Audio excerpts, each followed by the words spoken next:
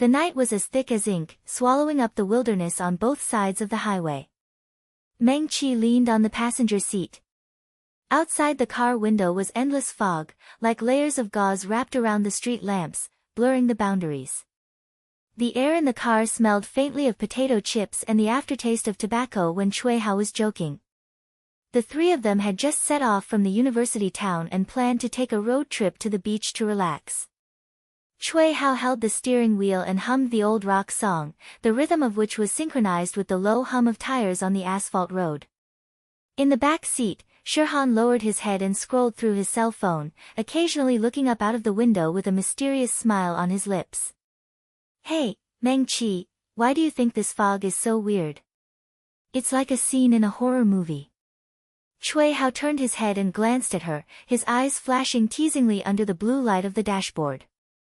He is a typical hot-blooded college student who always likes to use jokes to resolve embarrassments. When driving, his hands and feet are as nimble as driving a speeding battleship. Meng Qi smiled and rubbed her temples. "Don't be so cynical, I don't want to encounter ghost stories halfway." She and Cui Hao have been buddies since freshman year, and Shirhan is a recent friend. A girl who has transferred over, she always has an indescribable sense of alienation. Before the trip, Shirhan mysteriously said that this trip would bring surprises. Meng Qi thought it was a joke, but now that the fog was getting thicker and thicker, she felt uneasy. The car moved forward steadily, and vague broadcast sounds came from the radio, intermittent, like ghosts whispering. Meng Qi closed her eyes and wanted to take a nap, but suddenly she felt a stabbing pain in her mind. The world begins to twist. It's not a dream. It's not an auditory hallucination, it's her golden finger, that damn precognitive ability that has been haunting her since high school, like an invisible curse. Every time it was triggered, it was like someone was fishing out her guts with a cold hook. Images flooded in, Cui Hao's face was pale and distorted, and the steering wheel slipped out of his hands. The huge shadow of the truck emerged from the fog, and the screeching sound of brakes tore through the night sky. At the moment of impact, the glass shattered like rain, Cui Hao's body was thrown out, and his flesh and blood were stuck to the hood. His eyes were still open, staring at her, and he spit out blood bubbles from his mouth. "Mengqi, why?" In the mist, more shadows surged in, like hungry beasts, devouring everything. Meng Qi's heart suddenly shrank, and the pain was as sharp as a knife. She couldn't breathe. The edges of her vision began to darken, and her fingers involuntarily grasped the seatbelt. Her body was collapsing. It was like this every time she had a premonition, as if part of her life force had been taken away. Her bones seemed to be crawling with bugs, and her skin felt hot and numb. She gritted her teeth and screamed in her heart, "No, this is not true." But the picture was too real. The smell of blood seemed to hit his nostrils, and Cui Hao's screams echoed in his ears. "Cui Hao! Brake! There's a truck on the right!" She shouted, her voice so sharp that it seemed like she was about to tear the roof of the car apart. The pain in her body made her eyes blur, but she stared straight ahead and forced herself to stay awake.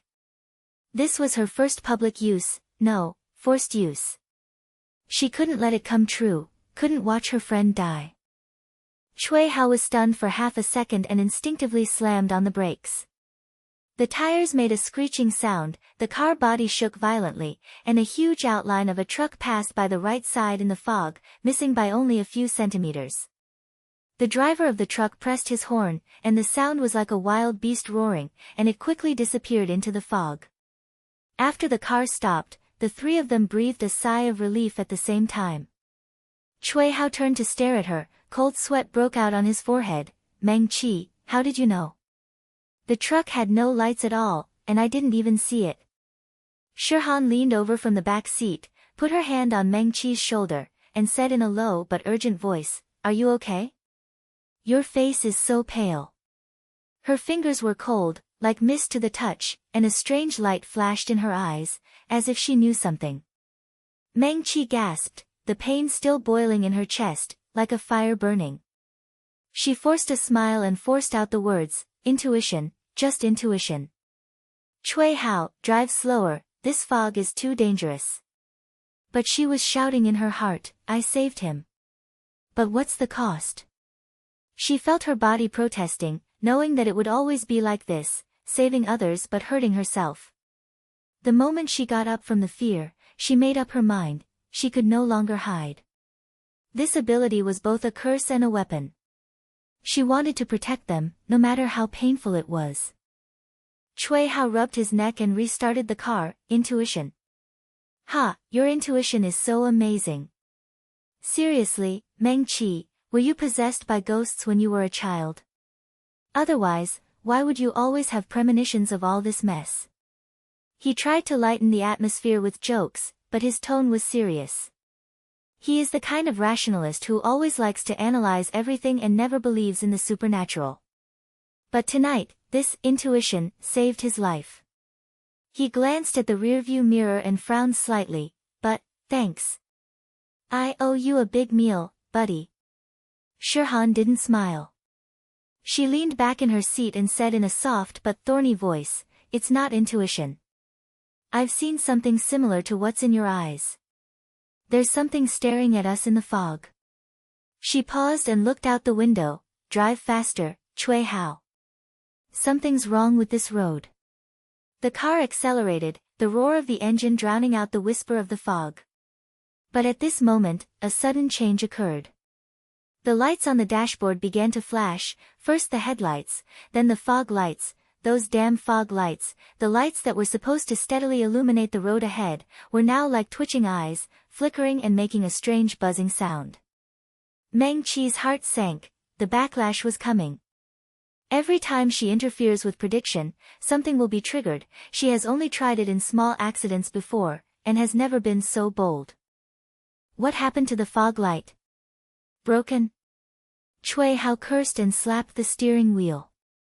But the lights were not only unstable, but also flashed more and more chaotically. Behind the car, shadows appeared in the fog. It wasn't an illusion, it was a vaguely outlined figure, like a human figure or a twisted vehicle, slowly chasing after him. The road should have been empty, but now it seemed as if something invisible was approaching, and the air was filled with a decaying moisture mixed with the smell of metal rust. Speed up. They're chasing. Meng Qi screamed and turned to look. The shadows were getting closer and closer, the flashing of the fog lights seemed to be calling them, and the sound of wind at the rear of the car became rapid, like claws scraping the car body. Her body still ached and her vision was blurry, but fear turned into a stream of heat, pushing her forward. Can't stop, she thought, this is her responsibility. Growing up, this ability had isolated her, and now, it made her a guardian. She held Cui Hao's arm tightly. Trust me, don't stop. Cui Hao's face was livid. He stepped on the accelerator and the speed of the car reached 120. What the hell is this? An hallucination? Or a wild dog in the fog? His rational side was on the verge of collapse, and his eyes were fixed on the rearview mirror. Shirhan grabbed the seat tightly and murmured, it's not a wild dog. It's a curse. The candle.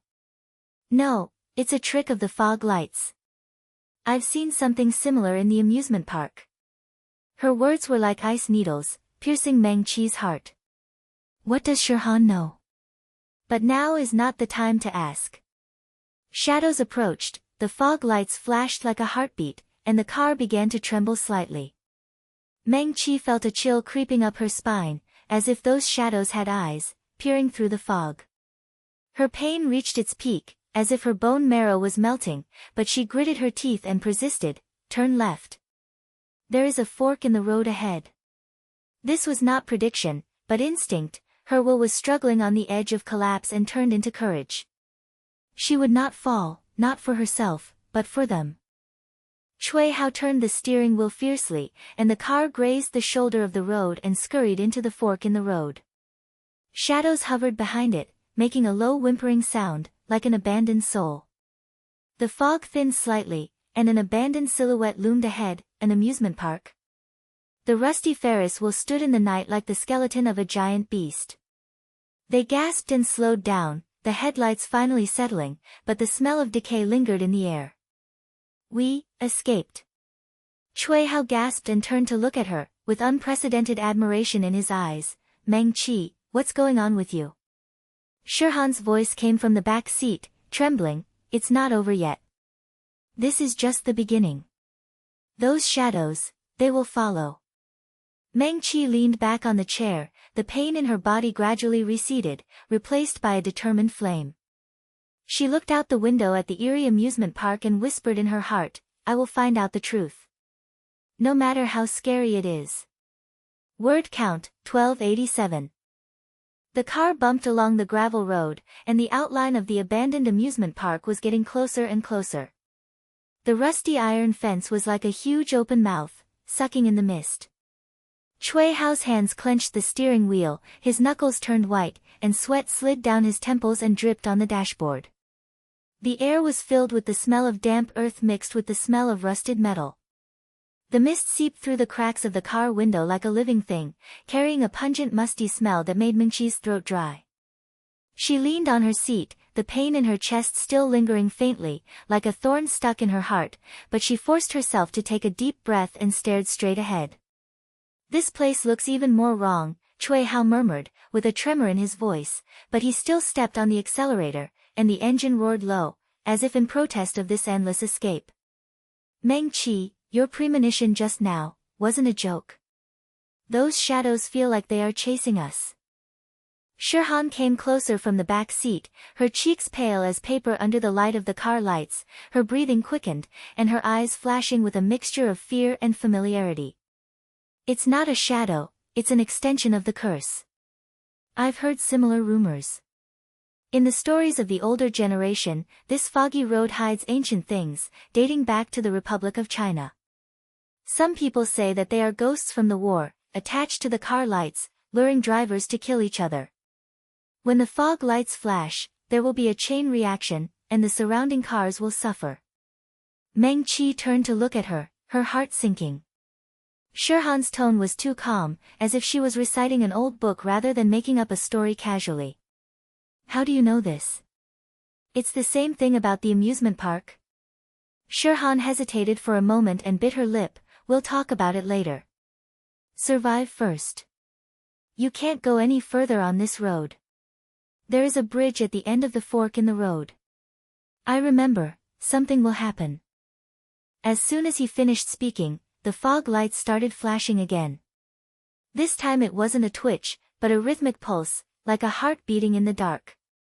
The buzzing sound of electricity came from the dashboard, and the beams of the car lights were distorted in the fog, casting strange shadows, as if countless pairs of eyes were blinking. Meng Qi's vision blurred for an instant, and the familiar stinging pain in her mind surged like a tide. It's more violent. This time it's not a single scene, but a series of disasters, like a bloody fireworks show. She saw, on the road ahead, sporadic vehicles suddenly lost control. An SUV swerved and hit the guardrail. The body of the SUV was twisted like a ball of paper. The explosion flames tore through the fog and scattered debris like raindrops. Immediately afterwards, a truck sprang out from the side. The brakes were as sharp as a woman's scream, and it crashed into the wreckage of the SUV, triggering a chain reaction. The car behind caught up, its tires burst, the car rolled over, and the crisp sound of shattering glass mixed with the roar of tearing metal. Flesh and blood splattered, screams echoed, and more car figures emerged in the mist, like summoned ghosts, rushing collectively towards the abyss of destruction. Cui Hao's car was also involved. The rear of their car was rear-ended by an out-of-control pickup truck. The hood was raised and flames shot up, engulfing everything. No! Meng Qi screamed, her body convulsing violently. Her muscles felt like electric shocks, her legs twitched, and the edges of her vision darkened, as if invisible pliers were twisting her spine. The pain intensified. This time it was not a dull pain, but spread throughout her body like fire. Sweat soaked her clothes and her breathing became intermittent.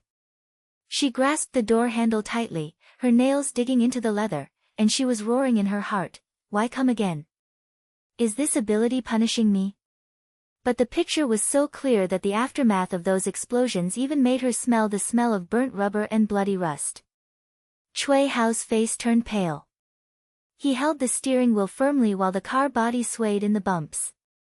Mengqi. Hold on. This fog light, damn it, it's flashing. His voice was full of passion, with the energy of refusing to admit defeat, like a roar when reversing the score on the court. He slapped the dashboard with one hand and tried to turn off the fog lights, but the lights only flashed wilder, the car's speed increased involuntarily, and the tires made a crunching sound as they ran over the gravel. Listen to me. Slow down and don't keep up with those cars. Meng Qi gasped for words, her voice broken by spasms, but she forced herself to concentrate. The hallucinations weren't random, she saw patterns, the flashes of fog lights acting like signals, directing the surrounding cars to converge into a havoc. Her body was on the verge of collapse, but this time, she didn't flinch. A voice inside whispered, I can no longer be passive. It's not victimization, it's fighting. She questions the origin. Where do these hallucinations come from? Why do you always die? Maybe it's not the ability that's harming her, but that she can use it to fight back. Shirhan's voice came from the back seat, urgent but firm, Cui Hao, listen to her. This curse will amplify fear and make you think that safety is actually a trap. The time I was at the amusement park, it was caused by fog lights. Those rumors say that the way to escape is to deviate from the main road and find a hidden place, like that amusement park. It has been abandoned for many years, maybe there is shelter. Cui Hao nodded and gritted his teeth, okay. Turn left and enter the garden. He turned the steering wheel fiercely, and the car rushed into the entrance of the amusement park against the iron fence. The garden gate opened with a creak, like an old man's sigh, and the rusty chains swayed lightly in the wind. Mist poured in, carrying the smell of old dust and rotting wood. The facilities in the park were making faint sounds, the Ferris wheel in the distance made a low creaking sound, like bones rubbing together, the music box on the carousel sounded faintly, and the intermittent children's melody was distorted into a strange murmur in the fog. But the crisis didn't stop. The car had just entered the park 100 meters before a small bridge appeared at the end of the fork in the road, an abandoned wooden bridge spanning a dry ditch. The flashing of the fog lights reaches a climax, and in the hallucination, the bridge suddenly collapses, the wooden planks break like firecrackers, the car falls, Cui Hao's scream echoes, and Shirhan's figure disappears in the darkness. The aftermath of the explosion caused will-o'-the-wisps to ignite at the bottom of the trench, engulfing everything. Meng Qi's spasms intensified, she felt like her internal organs were twisting, and her vision was cracked like a broken mirror. But she gritted her teeth and grabbed Cui Hao's arm. Stop. The bridge is about to collapse. Turn right and go around it. This was not a complete prediction, but a remaining fragment, she captured the details. The beams and columns of the wooden bridge were faintly corroded in the fog, and they would break if the wind blew. Her voice was trembling but full of determination. In this moment, she goes from victim to leader, no longer questioning her ability, but harnessing it.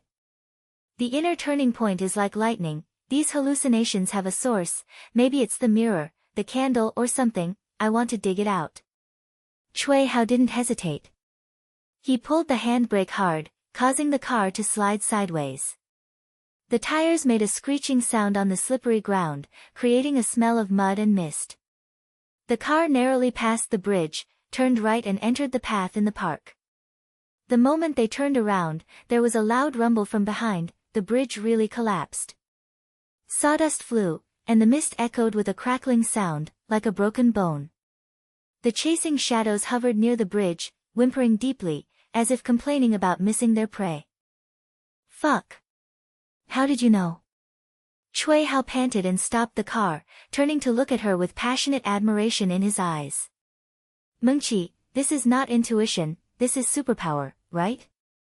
Brother, I believe you. From now on, I will never go the other way when you say something. Meng Qi slumped on the seat, her spasms gradually subsided, her body seemed to have been drained of strength, but there was a warm current in her heart. The team's tacit understanding is formed in the crisis, Cui Hao's passion is like an anchor, so that she is not alone. Shirhan crawled over from the back seat, holding her mobile phone in her hand.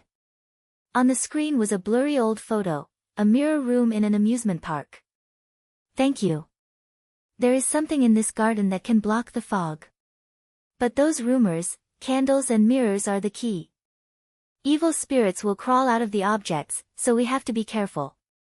The fog in the park is getting thicker, and the sound of the facilities is getting closer and closer, like invisible footsteps approaching. Meng Qi took a deep breath, opened the car door, and made a clicking sound on the gravel. Chill crawled up her calves, and the air was filled with the sweet smell of marshmallow residue, mixed with a faint hint of blood.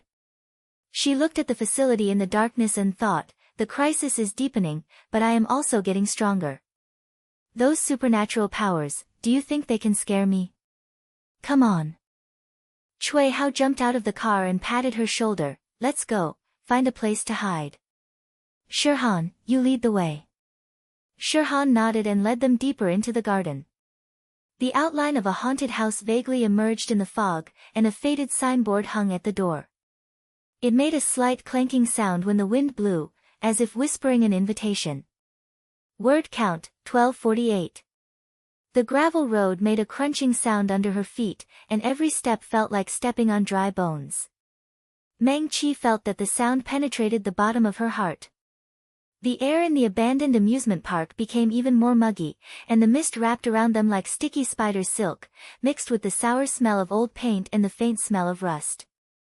The outline of the Ferris wheel is looming in the fog, the towering steel frame is like the backbone of a giant beast, and the pod at the top sways gently in the breeze, making a low creaking sound, as if whispering ancient secrets. Cui Hao walked in the front, holding the iron rod he took from the car as a makeshift weapon. He breathed heavily and glanced around with hot-blooded eyes. This damn place feels like entering a cemetery. Shirhan, are you sure this is a good idea? Shirhan nodded and led them around a bunch of collapsed ticket booths. The neon lights on the booths were still flickering in the fog, and the intermittent red light was like a dying pulse. Yes, there is shelter here. I've been here once before, and the fog can't get deep. But be careful, things in the garden can move. Her voice was low, with a hint of trembling, and her eyes glanced at Meng Qi from time to time, as if assessing her condition. Meng Qi followed behind, her legs still a little weak. The lingering pain from the prediction receded like a tide, but the uneasiness in her heart stayed with her. She took a deep breath, the mist entered her lungs, and the chill reached her bones. I can no longer be weak. Cui Hao and Shirhan believe in me, I have to prove that I am not a burden. Suddenly, a mechanical roar came from the center of the garden, low and slow, like the earth waking up. The Ferris wheel began to rotate, not a slight sway in the wind, but a rhythmic rotation. The sound of the steel cable pulling was like an iron chain dragging the ground, and the pods slid into the fog one after another. Meng Qi's heart suddenly shrank, and the edges of her vision began to blur again. The stinging pain came, more urgent, like a needle piercing the brain. She gritted her teeth and tried to suppress it, but pictures were flooding in, the fog in the park condensed and formed, and illusory shadows of tourists emerged, men and women wearing old-fashioned summer clothes, their laughter twisted into screams. They flocked to the Ferris wheel, and the pod doors opened automatically, swallowing them in like hungry mouths. The wheels sped up, the steel frame rubbed and sparks were produced, the shadows in the pod were crushed, flesh and blood splattered, and the mist was dyed scarlet. Screams echoed, and the crisp sound of broken bones was mixed with the tearing of metal. The visitor's body was thrown out like a rag doll and smashed to the ground, turning into blood.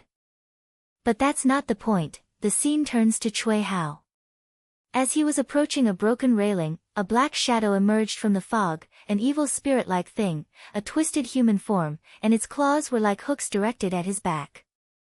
Cui Hao's neck was torn open and blood spurted out. When he fell to the ground, his eyes were still staring at her, and bubbles came out of his mouth. Meng Qi, why don't you save? The hallucination ended and Meng Qi's vision returned, but her body began to collapse. Muscle spasms ran through her like electricity, her knees softened, and she almost knelt down. Sweat soaked her back, the afterimages of the illusory tourists in her field of vision were still flickering, and the smell of blood filled her nostrils, making her stomach churn. No. Cui Hao, back off, she shouted, her voice hoarse as if squeezed out of her throat. Enduring the pain, she rushed forward and pushed Cui Hao away. The force was so strong that he staggered a few steps, and the iron rod clinked on the ground. Cui Hao turned around, his face full of confusion. Hey, what are you doing? What's the matter? Before he could finish his words, a black shadow passed through the fog, brushing against his shoulder and leaving behind a trail of icy wind. A low roar echoed in the fog, like the panting of a beast. Meng Qi fell to the ground, her hallucination collapse intensifying. This time it was not a simple pain, but an all-round erosion. Her vision cracked like a spider web, and the facilities in the park came to life. The horses of the carousel began to gallop, and the wooden horse body twisted into sharp teeth. The imaginary tourists were pulled onto the horse's back. The facility rotated like a meat grinder, and the limbs were torn apart. The flesh and blood stuck to the saddle and dripped into the beach. Screams were like a flood, and the air was filled with the warm smell of rust and the tearing moisture.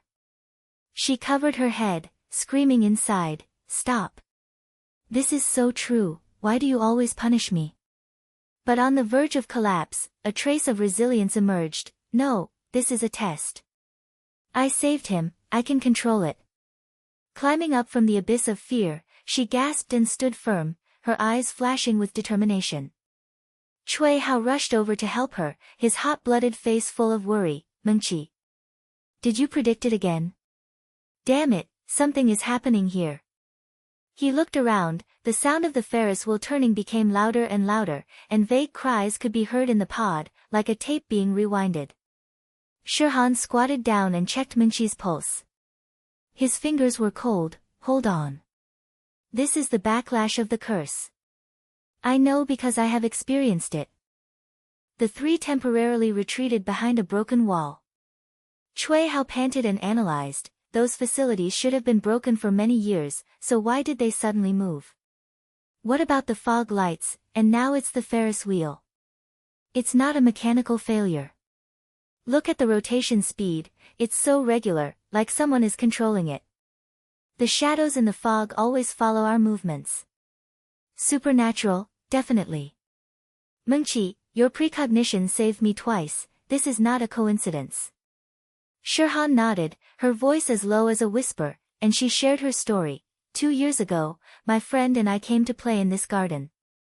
It was not completely abandoned at that time, but there were parties at night. We lit candles as a romantic ritual, and we heard that it can summon luck. As a result, one candle went out, and all the lights in the garden flickered.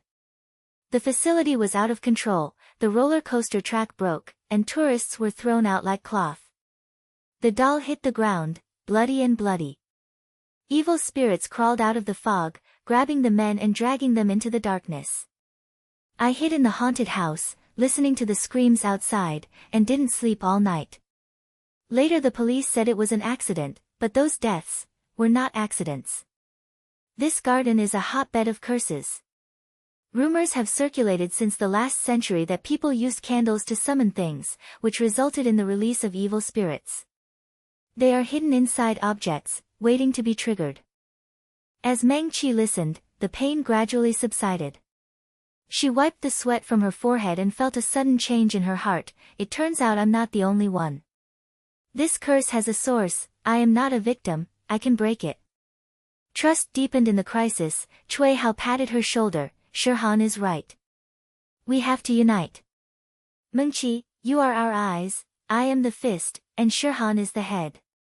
Let's kill this ghost together. The roar of the Ferris wheel approaches, and the shadows of illusory tourists wander in the fog, emitting intermittent laughter that twists into mockery. Cui Hao pulled her up. Let's go into the haunted house. Shirhan said it's safe there. They ran towards the haunted house at the edge of the garden, their footsteps hurried on the gravel, and the wind was mixed with the sweet fragrance of popcorn and the aftertaste of bloody hallucinations. On the way, a carousel suddenly started, the melody of the music box sounded, and the children's songs became weird and low, as if they were coming from hell. The wooden horse galloped, the horse's eyes glowed red in the fog, the imaginary tourists were sucked onto the horse's back, the facility rotated at an accelerated speed, the wood friction caused sparks, and the screams echoed. "Damn it, it's going to eat people!" Cui Hao shouted, and the black shadow jumped out from the wooden horse and rushed towards them. Meng Qi's heartbeat was like a drum, and her fear was like ice water, but she didn't retreat. Inner whisper, enough. I'm not the girl hiding in the corner. This is my battlefield. She grabbed the iron bar on the ground, the one Cui Hao had dropped, endured the remaining convulsions, and rushed towards the Trojan console. The speed of the wooden horse is like a meat grinder, the teeth of the horse bite like sharp teeth, and the blood mist fills the air. She jumped up the steps, and the iron rod slammed into the gearbox below, making a loud sound of metal collision. Once, twice, her arms ached, and the tearing sounds of the hallucinated tourists were as sharp as needles, but she gritted her teeth and insisted, "Get away. You monsters." The third time, the gears shattered, sparks flew, and the music stopped abruptly. The wooden horse trembled to a stop, the illusory shadow dissipated, and the fog receded a bit. Cui Hao and Shirhan rushed up. Cui Hao hugged her and laughed passionately, "Well done. Meng Qi, you have changed like a warrior." Shirhan's eyes flashed with admiration, "You broke through fear." "I didn't tell you everything about the candles, they need rituals to summon them." They gasped and pushed open the door of the haunted house, and the door shaft let out a long groan. The inside was as dark as ink, and the air was filled with the sweet fragrance of mold, rot and wax.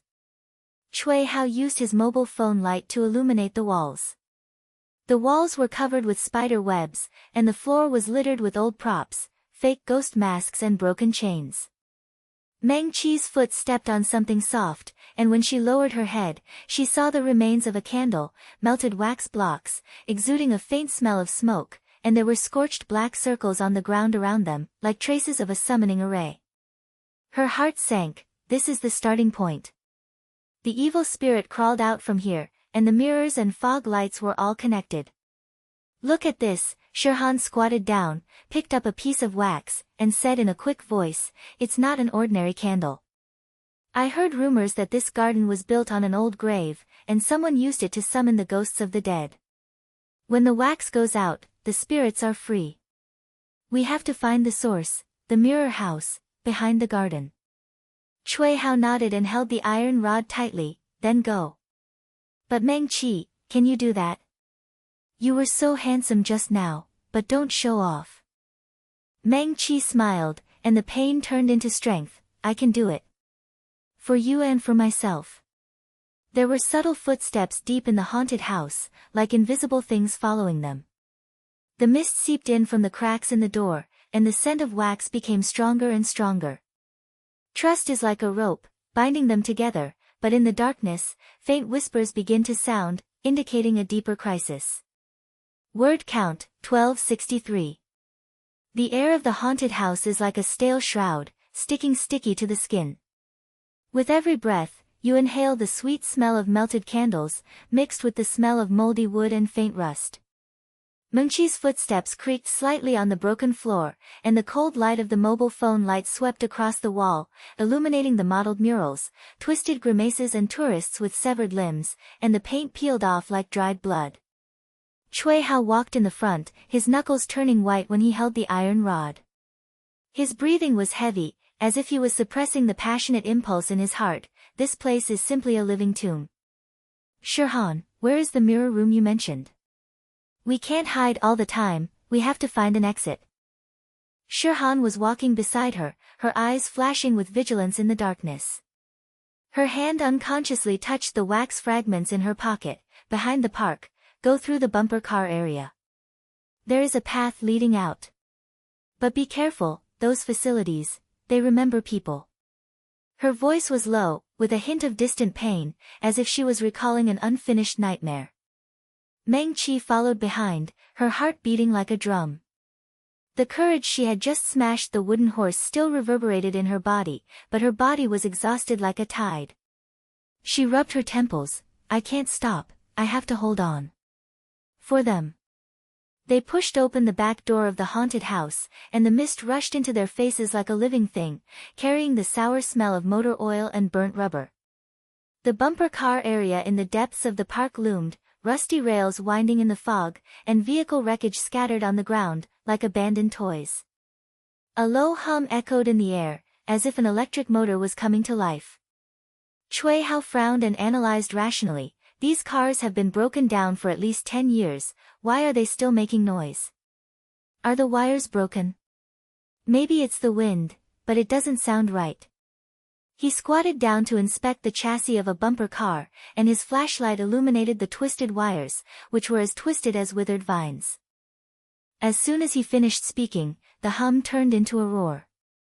A red bumper car suddenly started trembling, its wheels sliding on the rails, making a harsh friction sound, like fingernails scratching a blackboard. Immediately afterwards, more vehicles followed, blue and yellow, their broken bodies shimmering in the fog, chasing after them like ghosts. They did not move forward in a straight line, but curved their tracks and approached them. The broken glass of the car lights reflected a strange red light, as if their eyes were blinking. The air was filled with the ozone smell of electric sparks, mixed with the faint reverberation of screams. Run! Cui Hao shouted, pulling up Meng Qi, and the three of them ran towards the depths of the garden. The footsteps sounded quickly on the gravel, the sound of the bumper car's engine was like a wild beast hunting, and the creaking of the rails made the ground shake slightly. A car passed by Cui Hao's legs. The wind pressure made him stagger, and the rust flakes on the car body scraped through the air like claws. Shirhan panted and led the way, left. Don't get on the main track. Meng Qi's heart was beating wildly, and the fear was like ice water poured over her head, but the familiar stinging pain came again, more violent, like her head being hit by a hammer. She tried to suppress it, but she couldn't stop the influx of images, not a chase, but a deeper secret. Her vision was distorted, and she saw Shirhan's past flashing back like an old movie. In the amusement park 2 years ago, the neon lights were still on and the crowds were bustling. Shirhan and her friends were trapped in the garden. During an accident, maybe a party, they lit candles, and the flames flickered, illuminating her face, full of despair. She whispers for help, "Come, help us." The candles light up, summoning smoke rising like souls. But a gust of wind blows, and a candle is accidentally extinguished, and the firelight dims instantly. The lights in the park flickered, and the facilities were out of control, the roller coaster track broke, and tourists fell screaming, their flesh and blood hitting the ground like watermelons exploding, the Ferris wheel pod tilted, crushing bodies, and the crackling sound of bones echoed. Evil spirits crawled out of the candle smoke, and black shadows spread like ink, grabbing tourists and dragging them into the darkness, turning the park into a slaughterhouse. Shirhan hid in the corner and watched her friend being torn apart, blood splattered on her shoes, and the trauma in her heart spread like cracks. She survived, but was marked by a curse and became a witness from then on. When the hallucination ended, Meng Qi's knees weakened, her vision went black, and her body collapsed, her muscles twitched, her chest felt like it was on fire, and sweat mixed with blood seeped out of her nostrils.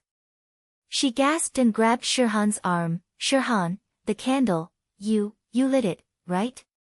That massacre was not an accident." Shirhan stopped abruptly, her face turned pale, and sparks of pain flashed in her eyes. "How did you know?" The bumper car approached, and the car hit the rails with a loud noise. A yellow car rushed towards them, and they sidestepped. The red light of the car lights swept over their faces, as hot as a will-o'-the-wisp. Cui Hao pulled them to continue running, and shouted enthusiastically, "Don't talk about it yet. Those cars seem to have brains and are always blocking the road. Shirhan, tell us how to get out." They rushed into a shed at the edge of the bumper car area for a moment's respite. The shed is filled with discarded parts, and the smell of burnt wires is even stronger in the air. Shirhan slid against the wall and sat with a trembling but firm voice. She shared like a mentor, "Yes, I lit it. That night we were trapped and heard that candles could summon guardian spirits, so we tried it. When the flame lit up, I thought I was saved. But when the wind blew and the candles went out, the evil spirits came out. They are not ghosts, they are curses. The fragments crawled out from under the garden. The candle is the key. When it is extinguished, the carnage will be unleashed. More than 20 people died in the park. The police said it was a circuit failure, but I saw it, those souls were devoured, and the mirror reflected cracks, as if predicting the end of the world. I ran away, but it targeted me. Now, they're targeting you. Meng Qi listened, the pain was still boiling. She wiped the nosebleed, and her heart was like a storm. This ability costs too much, it's like peeling off layers of skin every time. But it gave me the truth, Shirhan is not an outsider, she is a clue.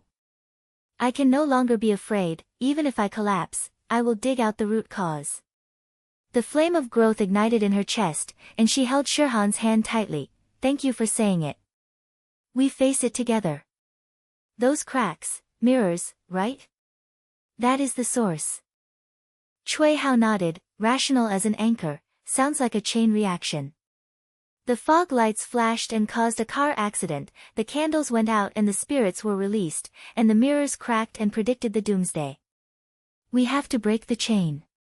Escape first. I saw an old jeep over there. The engine is still there, maybe it can be repaired. He rushed to the scrap car behind the shed, pried open the hood with the iron bar, and the flashlight illuminated the dust-covered parts. The sound of the bumper car chase was approaching, buzzing like a swarm of bees. He repaired while shouting, "Help! Shirhan, get the wrench. Mengqi, be on guard." Shirhan handed over the tool, Cui Hao's hand turned quickly, sweat dripped, and the engine coughed a few times before roaring to life. The old jeep shuddered to life, tires squealing on the ground. "Get in the car. Get out!" Cui Hao shouted. The three of them jumped into the car. The jeep rushed out of the shed like an old horse and hit a bumper car. Sparks flew everywhere and the loud sound of metal collision was deafening. The car lights illuminated the road ahead, and the outline of the mirror house emerged in the fog, a crooked building with a broken sign hanging at the door, and glass shards rustling softly in the wind. But just as the jeep accelerated, something changed suddenly. The interior rearview mirror began to flash, not with lights, but with ripples on the surface like water. Meng Qi glanced at it, and the pain hit her again, this time it was the beginning of the mirror illusion. The picture is like a reflection in a mirror, their car rushes into a mirror house, and countless mirrors reflect their distorted versions of themselves. Cui Hao's face is cracked, and blood flows out of the mirror, Shirhan's figure is stretched, and evil spirits crawl out of the cracks, grabbing her legs and dragging her into the void. Meng Qi herself stands in the center, and the cracks in the mirror spread like a spider web, from small slits to giant webs, foreshadowing the serial car. Accident on the highway outside the park, the apocalyptic chaos caused by the shattered mirrors in the city, the crowds are killing each other in the reflection, and blood stains the glass. Like a prophecy, the cracks spread into reality, and each mirror becomes a portal, releasing more evil spirits. No! Don't enter the mirror room. Meng Qi screamed, her body collapse intensifying, her vision was shattered like a mirror, her headache was like exploding, and her hands were shaking so much that she couldn't hold the seat. But she gritted her teeth and decided in her heart, what is the price? The truth is close at hand. She turned to Cui Hao, turn right. Go around it, those mirrors are traps. The evil spirits are waiting for us to ambush us. Cui Hao turned the steering wheel fiercely, causing the jeep to slide sideways. The tires kicked up a mixture of mud and fog, and passed by the door of the mirror house. At this moment, the original twist came, the cracks in the rearview mirror actually spread, a thin crack shot out like lightning, the glass shattered with a crisp sound, and the black shadow of the evil spirit jumped out of the mirror and headed towards the back seat. Shirhan screamed, and the shadow's claws brushed her arm, leaving a cold scratch, and the air was filled with a stench like sulfur. Ambush! They came out of the mirror. Cui Hao roared, his blood boiling. He braked and the jeep shuddered to a stop. The iron rod smashed into the rearview mirror, and debris flew like rain. Meng Qi endured the pain and jumped up, grabbing the wax fragments dropped by Shirhan, and a fragment of prediction flashed in her heart: evil spirits are afraid of fire. She lit the lighter, Cui Hao's old possession, and the flames licked the wax block, causing smoke to rise. It's not a summons, it's a counterattack. The black shadow touched the smoke and roared, like the smell of burning flesh permeating the air. It twisted and retreated into the cracks in the mirror, and the mirror surface dimmed as if it was healing. The jeep restarted and they bypassed the mirror house and rushed into the path behind the garden. The sound of the bumper car chase faded away, and the fog receded slightly, but the suspense and tension remained with it. The fragments of the rearview mirror were still flickering, vaguely foreshadowing more cracks. Shirhan gasped and held the wound. You saw through. Those mirror reflections predicted that we should be trapped in the illusion and self-destruct. Cui Hao laughed and wiped his sweat. Teamwork. Meng Qi, your prediction saved us for the third time. But at the cost, you bleed. He glanced at her, rationally and with concern. Meng Qi leaned on the seat, her body falling apart, but her eyes were firm. Inner whisper, so what if it hurts? This is my weapon and I will do whatever it takes to unravel the curse. Growth spreads like cracks, and she is no longer the girl running away, but the hunter. At the end of the path, the road outside the park loomed, but more shadows were hovering in the fog, and the smell of candle smoke still filled the car, indicating the continuation of the mirror crisis. They sped forward, the roar of the engine drowning out the whispers, but Meng Qi felt that the source was close, the main mirror, waiting to be smashed. The jeep was racing along the path behind the park, its engine roaring like the roar of a beast, its tires making a rapid clicking sound as it ran over the slippery gravel, and a mixed smell of mud and mist arose. Meng Qi clenched the edge of the seat, her fingertips embedded in the worn leather. The fragments of the rearview mirror were still shaking slightly, faintly reflecting those hovering black shadows. They did not retreat far, like hungry wolves wandering in the fog. The air was filled with a sulfur-like stench, mixed with the remaining smoke of the burning wax blocks. The outline of the road outside the park is already in sight, but the fog is thicker, blocking the way like an invisible wall. Cui Hao's hands tightly controlled the steering wheel. Sweat slid down his forehead and dripped on the dashboard. His passionate eyes flashed in the car lights. Hang on. We'll be out of the garden just a few hundred meters away. Those ghosts can't keep up.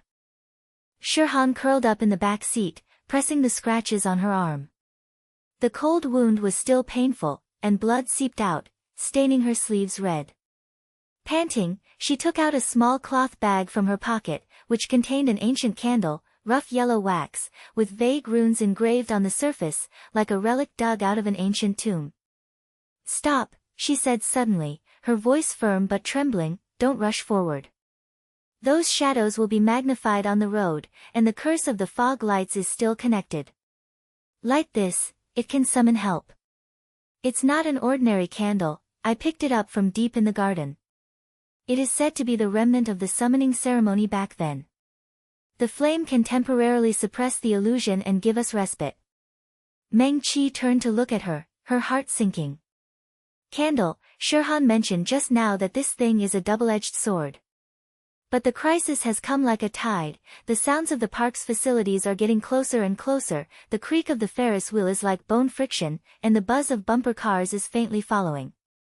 Her body was still shaking from the lingering pain of the prediction, nosebleeds dried on her lips, and the salty taste made her stomach churn.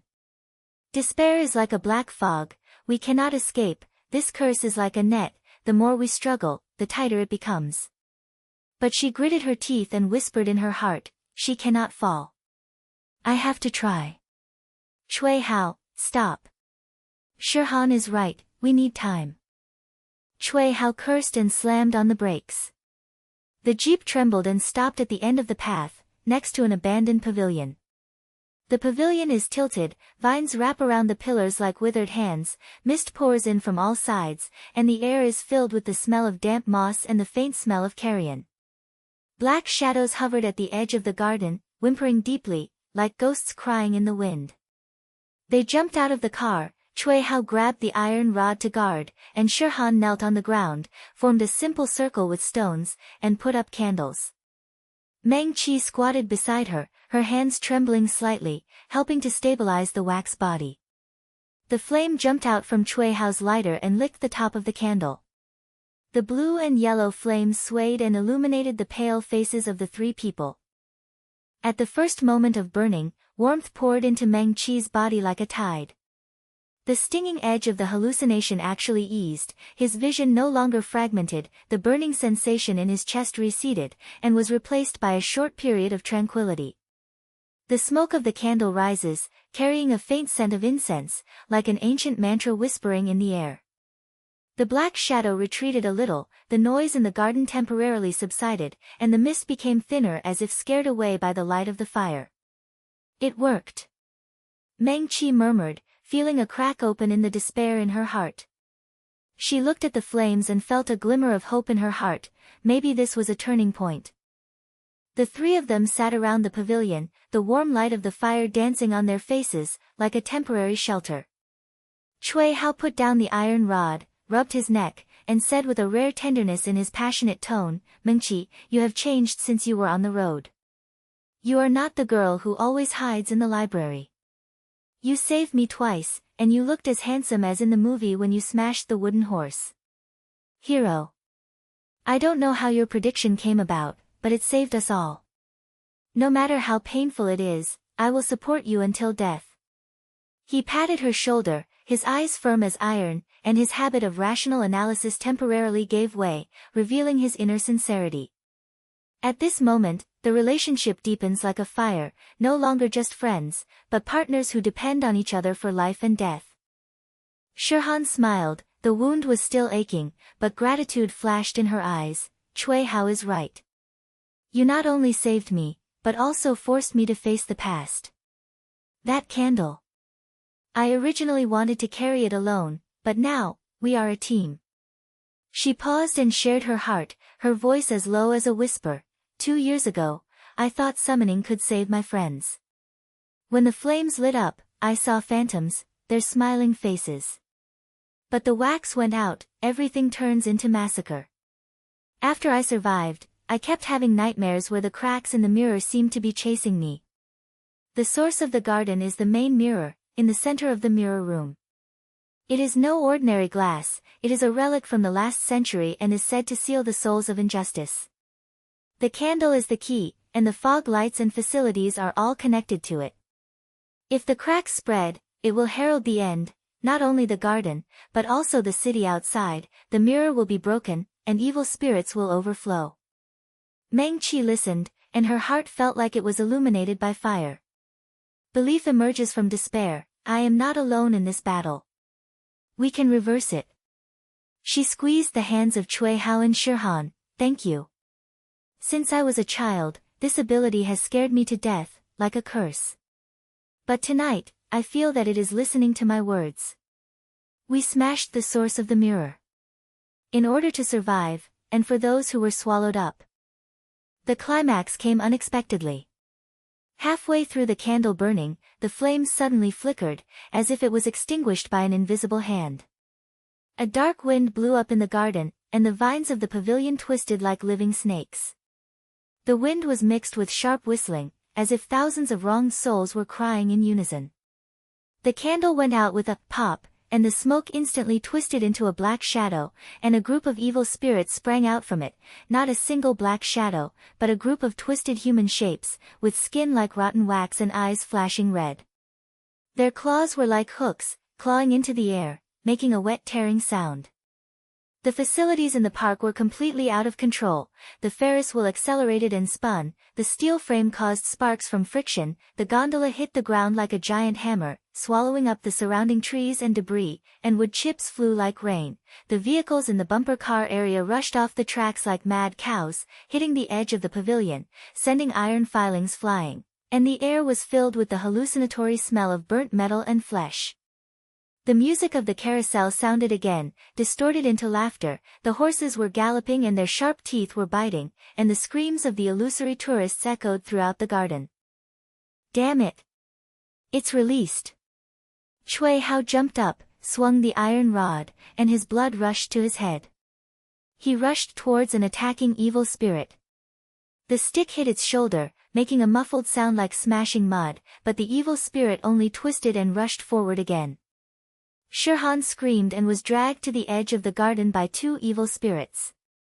Her hands scratched the ground, and her nails were broken, leaving bloody traces in the soil. Mengqi. Save! Mengqi's vision collapsed instantly. The sting is like thousands of needles pricking the brain, and the foreboding comes like a bloody storm. Images of collective death are piled up one after another. The garden turned into a slaughterhouse, and the evil spirits devoured everything. Cui Hao was smashed into meat by the gondola, and the plasma sprayed on the steel frame. Shirhan was dragged in by the wooden horse, her limbs were torn, and the bones echoed with crisp sounds. She stood in the center, the cracks in the mirror spread from the garden to the road. Serial car accidents were like dominoes. Trucks exploded and engulfed the edge of the city. Evil spirits crawled out from every mirror. The doomsday prophecy came true. The crowd killed each other in screaming, and the blood stained the mist. The hallucination was too real. The smell of blood filled his nose, and his ears were filled with gasps for breath.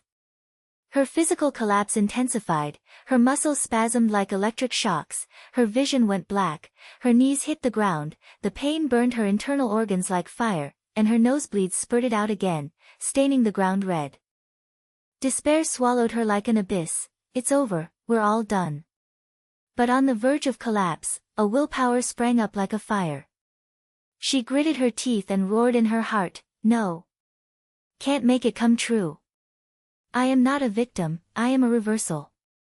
She endured the pain, grabbed a glimmer of clarity amid the shattered vision, and used her willpower to temporarily suppress the illusion, not to suppress it, but to control it, like a rider holding the reins tightly. The scene slowed down, and she captured the details. The evil spirit's weakness was the candle smoke, which still lingered in the air. Cui Hao.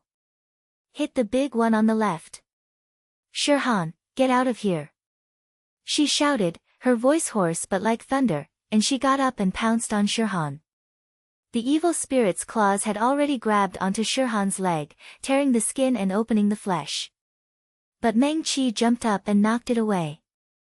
She took the iron rod from Cui Hao and hit the evil spirit's head hard, making a sticky crackling sound. The black shadow twisted and dispersed, and Shirhan was saved, rolling to her side at the critical moment. Cui Hao's passionate actions added fuel to the fire. He swung his stick to sweep away the surrounding evil spirits and shouted, Mengqi, good job. Follow me, let's rush out. He pulled them up, and the iron rod danced like a windmill, smashing an attacking evil spirit, and the fragments dispersed like black smoke. Shirhan gasped and climbed up, grabbing Mengqi's arm. Mirror. The source is in the mirror house. If you smash it, you can break the chain. Her clues are like a beacon, revealing layers of the supernatural. Candles are just triggers, mirrors are the core, and the spread of cracks will summon more souls, crawling out of everyday objects, highway fog lights, city mirrors, all becoming portals. The three of them retreated while fighting. The dark wind roared in the park, and the facilities were out of control like a doomsday symphony. The roller coaster track broke, the carriage hit the ground like a meteorite, swallowing the edge of the pavilion, and stone chips flew and injured Cui Hao's arm, but he gritted his teeth and refused to retreat. Mengqi's willpower was like a shield, temporarily suppressing the collapse of her illusions, allowing her to command more accurately. Turn right. Avoid the Trojan horse. Her courage broke through like a refreshing climax, and the pain turned into strength, reversing her belief from despair. I can do it, we can win. This is not an escape, this is a counterattack. They rushed back to the jeep, the engine roared again, and the car drove away from the group of evil spirits and rushed towards the road outside the park. Black shadows follow, the outline of the mirror house flickers in the mist, and cracks spread faintly, but the three of them hold each other tightly, and their relationship is as strong as an iron chain. Cui Hao accelerated and laughed passionately. Mirror, wait for us to smash it. Shirhan added clues. There is a guarding spirit at the entrance, and you have to use the remaining wax smoke to lure it away. Meng Qi leaned on the seat, bloodstained, but her eyes were burning. Faith has been born, and the crisis is just a ladder. The road ahead, more shadows hover, and the curse of candles unfolds layer by layer, foreshadowing the climax of the middle section. The Jeep's engine roared like a pounding heart, the tires tore muddy tracks on the trail, and the fog blew in from all directions like ghost hands, mixed with the pungent smell of sulfur and burnt wax. Meng Qi leaned on the back seat, her vision still faintly trembling, and the rusty smell of nosebleeds lingered on her lips. She forced herself to look out the window. The outline of the mirror house was very close at hand, the crooked building was like a huge cracked mouth, and the broken glass at the door reflected the red light in the fog, like countless eyes blinking. Behind, the sounds of black shadows chasing became louder and louder, the whimpers of evil spirits were like cries in the wind. The wreckage of the bumper cars were dragged by them, making a muffled sound when they hit the ground. The out-of-control facilities in the park were like a prelude to the doomsday. The steel frame of the Ferris wheel rubbed sparks, illuminating the distorted human silhouettes. "Come in. Smash the mirror, and we will be free." Cui Hao roared, his passionate voice covering the engine.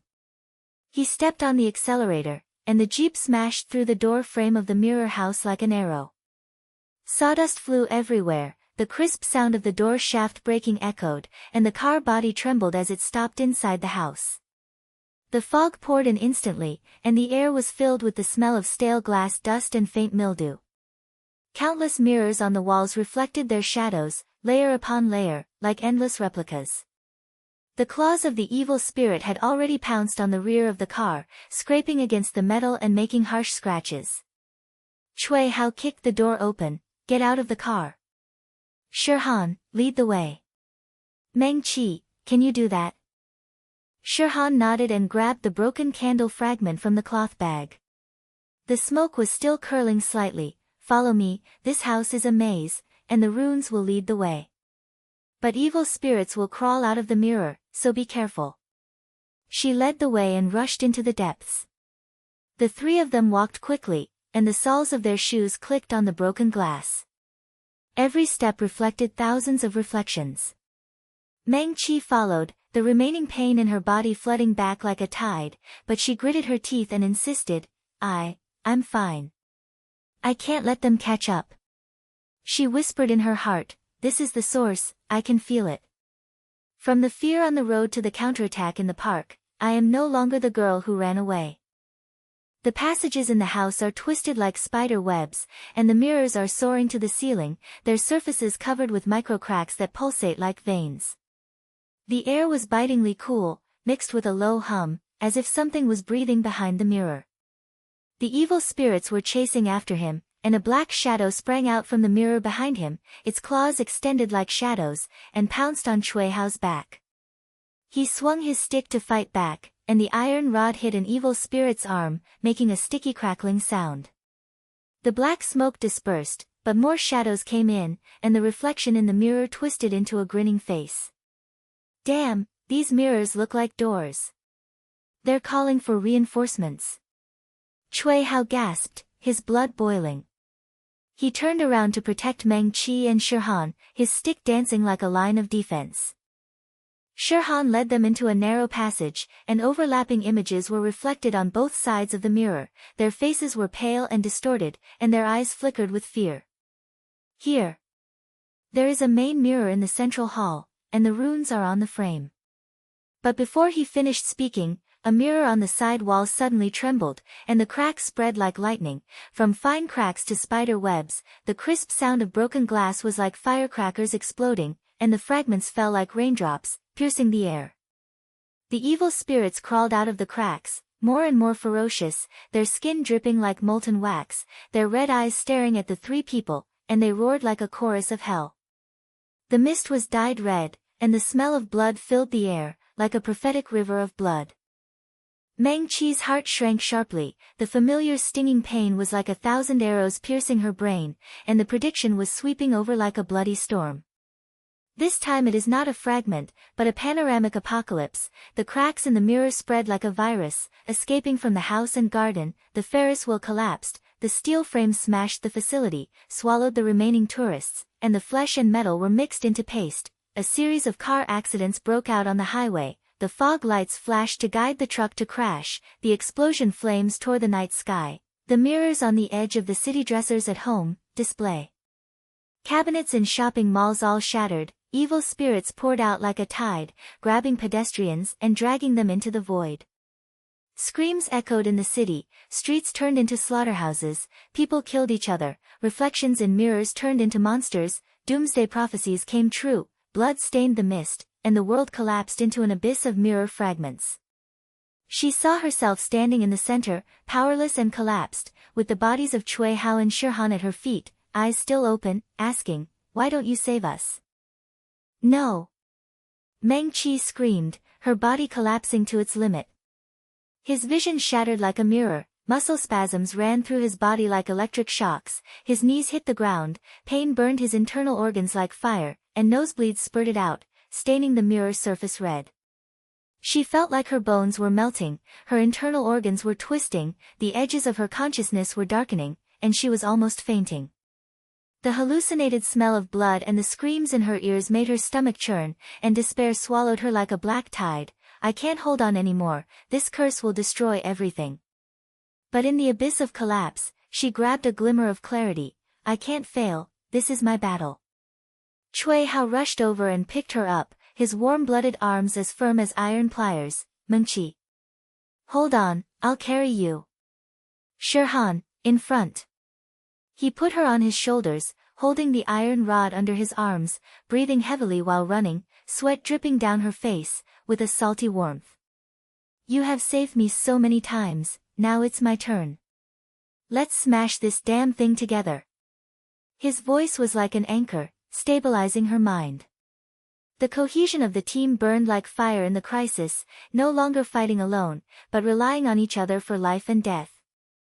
Shirhan opened the way in front, and the flashlight swept across the mirror wall, illuminating the ancient runes on the frame, twisted lines crawling like worms, glowing faintly. "These runes are not random." She interpreted them as she ran, her voice quick but clear, like she was putting together a puzzle. "I have read something similar, in an old book. This is a sealing spell from the last century, originating from the cemetery curse in the Republic of China. The mirror is not an object, but a portal. It is connected to the underground of the garden, an ancient spiritual stone, which was buried when the garden was built. Candle calls and fog lights flashing are all triggers. When the cracks spread, the source will be opened, so that the evil spirits will never dissipate. The core is the big mirror in the center, and the rune frame must be smashed to break the roots." Cui Hao carried Meng Qi on his back and analyzed while running, rationality cutting through fear like a knife. "Yes. Look at these runes, like a circuit diagram. The lines are connected with cracks, and each mirror is a node. If you smash one piece, it will only spread. You have to break it from the source, the central rune of the big mirror. The movements of those evil spirits are synchronized with the reflection in the mirror, and they use illusions to amplify our fear. Meng Qi, your foresight is the key, you can see through the illusion. Deep in the mirror maze, the passages are getting narrower and narrower, and countless reflections are layered on top of each other, making it difficult to distinguish between true and false. An original twist, the mirror begins to reveal personal fears, like a psychological ghost in the mirror. Cui Hao's reflection changed first. He saw himself alone on the road, his body crawling after the car accident, his bloody face twisted into a fearful grimace, whispering, "You can't save them, you are a burden." He staggered a step and almost dropped the stick. The fear in his heart amplified and he was sweating like rain. In Shirhan's mirror, she relives the candle night. Her friend's corpse reaches out from the mirror, grabs her leg, and screams, "You hurt us, why are you alive?" She screams and retreats, hurting like a tear. Meng Qi was carried on Cui Hao's shoulders, and she saw her own reflection in the bumpy field of vision. When she was a child, she hid in the corner and watched her family's car accident, unable to predict, and the glass was stained with blood. She saw Cui Hao and Shirhan die, and she was trapped in hallucinations and collapsed forever. Fear was like an ice needle piercing her heart, amplified into auditory hallucinations. "You are destined to fail, accept it." Her body spasms intensified, she almost fainted, and her consciousness drifted away like a broken mirror. But at the climax of this psychological thriller, her inner mind turned like lightning. No, this is a trap. These reflections are not real, they are cursed mirror games. They want to paralyze us with fear. But I have a premonition, it's not a weapon, it's a mirror that can reflect back. Cui Hao. Stop. Those reflections are fake. Meng Qi gasped and shouted, her voice hoarse but firm. She slid off his shoulders, her legs were weak but she stood firm, staring at the mirror wall with pain. Her eyes flashed with determination, and her first active counterattack was like a refreshing orgasm. She concentrated her will and harnessed the remaining precognition, not to see death, but to reverse reflection. In the field of vision, the cracks in the mirror have clear veins, they are connected into a network, and evil spirits hide behind the nodes. Shirhan, the runes are the weak point. Cui Hao, hit the one on the left, the source of the reflection's fear is there. Cui Hao believed her and laughed passionately, do it. I do what you say. He swung his stick and smashed it. The iron rod hit the rune frame, the glass exploded like thunder, and the fragments flew and cut through the air. Meng Qi took advantage of the situation and grabbed the fragments of lenses on the ground, the sharp edges reflected her prophetic light. She projected her precognition into the mirror and reversed it like a beam of light. Instead of attacking them, the doomsday vision was reflected back to the evil spirit. The mirror ripples, the cracks flow back, and the fear of the black shadow appears. They see their origin, the cemetery of the Republic of China, where the innocent souls were sealed in the spirit stone and suffered forever. The evil spirits screamed and twisted, their claws retracted into the mirror, and several were swallowed by the reflected illusion, turning into black smoke and dissipating. Their wails echo in the air like a chorus of shattering glass, the atmosphere of terror amplified but transformed into triumph. It's done. They are afraid of their own shadows. Shirhan exclaimed, her eyes twinkling in admiration. She rushed forward and interpreted more runes. Look, this line is connected to the ground. The mirror is not the end, but a bridge. The source is the spirit stone, the ancient supernatural power. From the souls of war victims to modern curses, it is all maintained by it. If you smash the big mirror, it will be broken. Meng Qi gasped and stood up straight. The pain of collapse was still there, but her inner growth was like a prairie fire. I accepted it. This fate is not a curse, it is a challenge. I am no longer afraid of collapse because of them. The team is as united as iron. Cui Hao supported her and said passionately, Mengqi, that move you just made was amazing. Let's end it together. Shirhan nodded, yes, your precognition reflected the curse. We are the key. They entered the central hall. The main mirror stood like a throne, towering to the top. The cracks on the surface pulsed like a heartbeat, and the runes around it were luminous. A group of evil spirits emerged from the mirror on the four walls, and the chase intensified. Their claws scratched the ground and made scratches, but the three of them stood side by side, cohesive as a shield. Meng Qi held the fragment of lens tightly and whispered in her heart, come on, the source. I'm ready. The climax is pending, whispers are heard deep in the hall, and the pulse of spiritual stones is faintly heard, indicating that the final showdown is approaching. The main mirror stands in the center of the hall, like a pulsating wall, towering to the ceiling. The cracks on the surface spread slowly like living blood vessels. Fine glass dust floats in the mist. The air is filled with a pungent smell of lime mixed with faint anxiety, like an ancient soul burning. Meng Qi's feet stepped on the floor paved with broken mirrors, and each step made a crunching sound. The thousands of reflections reflected made her unable to tell which one was her. A group of evil spirits poured out from the mirror on the four walls, and the black shadows were twisted like ink. Their claws stretched out to grab the air, making a wet tearing sound. Their red eyes flickered like will-o'-the-wisps in the darkness. Deep in the hall, whispers came like a tide, and the pulse of the spirit stone was faintly transmitted, shaking the ground and making her teeth tremble slightly. Spread out. Don't let them outflank you. Meng Qi shouted, her voice echoing between the mirror walls, hoarse but firm. She clenched the fragment of lens in her hand, and the sharp edge cut into her palm, blood seeping out, but the pain kept her awake. From escaping on the road to fighting back in the park, she is no longer the girl kidnapped by fear, now, she is their beacon. Cui Hao waved the iron rod and roared with passion, "Listen to her." Shirhan, mirror on the left, smashed the frame. He rushed towards an attacking evil spirit, and the stick hit its chest, making a muffled sound like smashing mud. The black smoke dispersed, but more shadows filled the gap. Shirhan nodded, grabbed the iron pipe on the ground, and slammed a side wall mirror. The glass exploded like thunder, and the fragments flew and cut her sleeves. The runes are broken. They are a little weaker. But the victory was short-lived.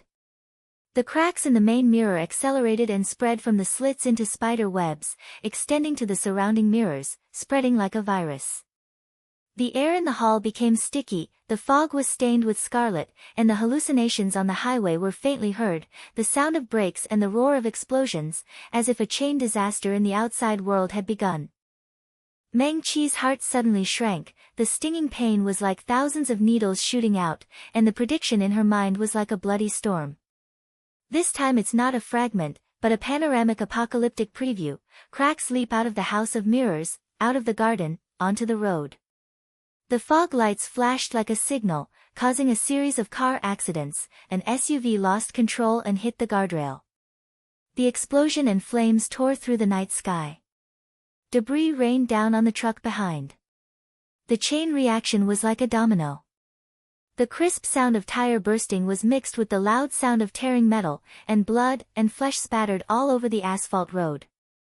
Outside the amusement park, car shadows gathered in the fog, evil spirits crawled out of the cracked mirrors, grabbed the driver and dragged him into the void, and the screams echoed into a chorus. The scene turned to Cui Hao. He fell in the wreckage of the road, the iron rod was broken, his chest was torn open by the claws of the evil spirit, blood spurted out, his eyes stared at her, whispering, "Mengqi, you took the lead, but you can't save me." The image of Shirhan continued, she was impaled by the mirror fragments, and the candle fragments fell from her hand. He slipped and his body twisted into a reflection in the mirror. Before he died, he murmured, "The source. I should have told you." The apocalypse spread to the city, mirrors in every house shattered, evil spirits poured out like a tide, people killed each other on the streets, blood stained the mist, and the world collapsed into an endless abyss of reflection. "No! Stop!" Meng Qi screamed, her body collapsing to its peak. His vision instantly darkened, not blurry, but completely blind. The darkness swallowed everything like ink, leaving only hallucinatory screams and the roar of his heartbeat in his ears. Her muscles spasmed like electric shocks, her knees hit the ground, the pain burned her internal organs, and her nosebleeds spurted out again, dripping down her chin and staining the floor red. Despair came like a black tide. Am I blind? How to get them out? This curse is mocking me. From victimization to leadership, it's all a joke. But on the verge of collapse, she gritted her teeth and whispered in her heart, "No, this is a test.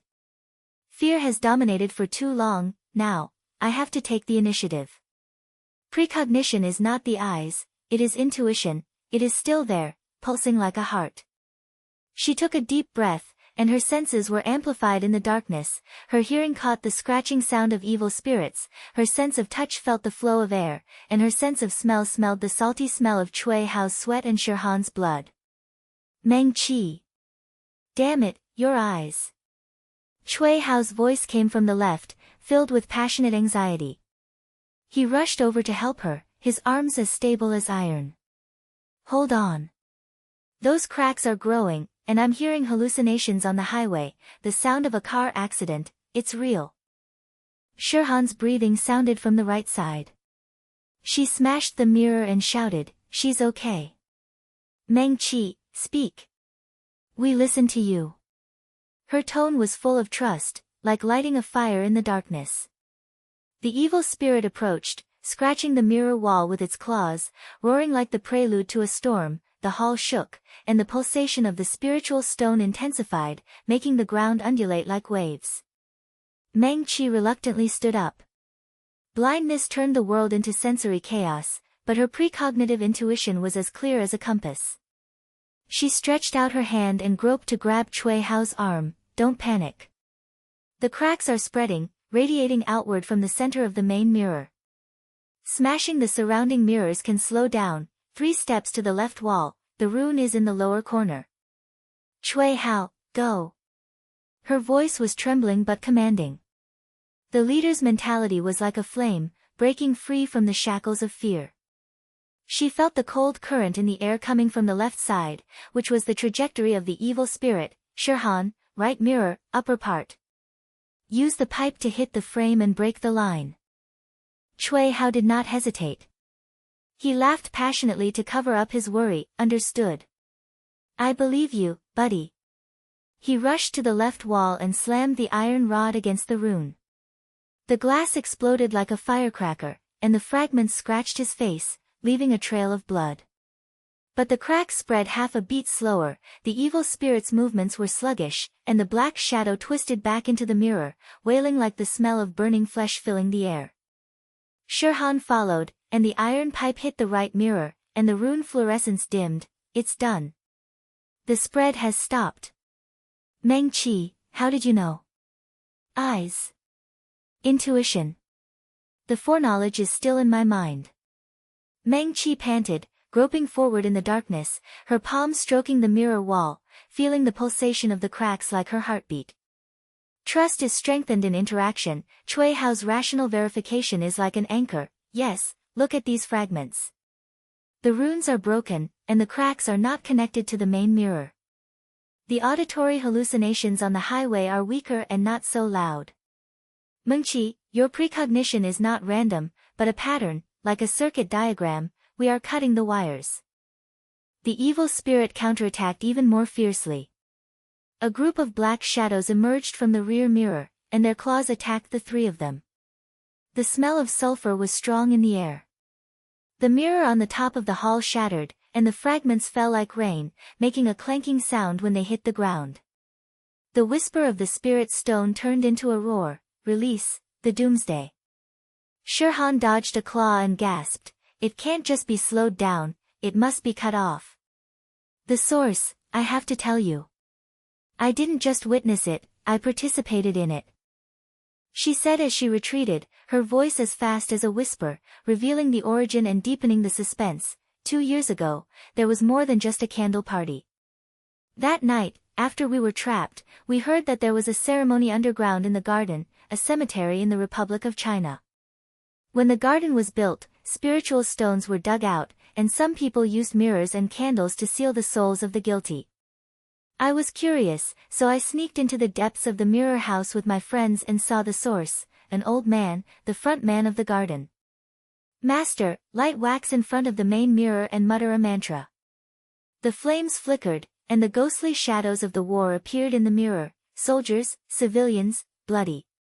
He said it was protection, but as soon as the wax went out, the spirit stone pulsed, and the evil spirit crawled out and swallowed the old man. I ran, but got tagged. From then on, previews always chased me. The ritual of source works both ways, it seals and releases the doom. Cui Hao smashed open another mirror and turned his head while the fragments were flying. You should have told me earlier. Be rational, this explains why the candle triggers the mirror. The spirit stone is the battery and the runes are the lines. We have to hit the center. His analysis was like a knife, verifying Shirhan's words and allowing the team to upgrade tacitly. Meng Qi nodded, and her precognitive intuition flashed through her blindness. The key mirror is on the left side of the main mirror, hiding the node. Turn left, 5 steps. That mirror is connected to the spirit stone. If you smash it, the spread will be broken. The peak of the crisis has arrived. The evil spirits came like a tidal wave, surrounded by more than a dozen black shadows, claws clawing at Meng Qi's legs, and she felt a chill crawling onto her skin. In the darkness, she rushed forward, groping forward, and slapped her palms on the mirror wall, her predictions guiding her like lightning. The heat of the cracks came from the left side. She grabbed the iron rod thrown by Cui Hao, jumped up purely based on intuition in her blind state, and swung the rod out, hitting the hidden rune frame. The glass exploded like thunder, and the fragments poured down like a torrential rain.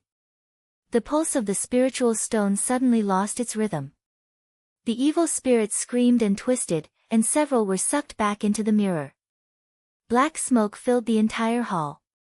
The auditory hallucinations on the road suddenly stopped, the preview of the chain car accident shattered, the spread of doomsday slowed down, the fog receded a little, and the smell of blood in the air faded. Fuck.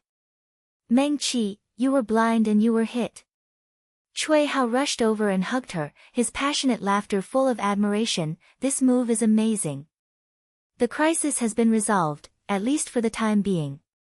Shirhan gasped and leaned forward, holding Meng Qi's shoulders. You, leader from fear to this point, you have changed. Trust is like a rope, binding the three people tightly. Cui Hao wiped her blood and said rationally, it has been verified that the source ritual has been exposed. Now we have the blueprint. But the suspense deepens layer upon layer. Although the main mirror cracked slowly, it did not stop. The whisper of the spirit stone became more gloomy. The end is coming. Deep in the hall, a hidden door emerged, leading to the underground, and the remnants of evil spirits hovered, indicating a deeper crisis. Mengqi's vision gradually recovered, blurry spots of light flashed, she blinked, and her heart was determined. I did it. Leaders are not born, they rise from collapse. Now, the source is waiting for us. Cui Hao pulled her up. Let's go underground. End this. Shirhan nodded, and the three of them pushed open the hidden door side by side. Their steps were firm in the darkness, and the pulse of the spirit stone was like a heartbeat, leading to the final showdown. The hidden door let out a long groan after the three people pushed it open, like an old man's sigh.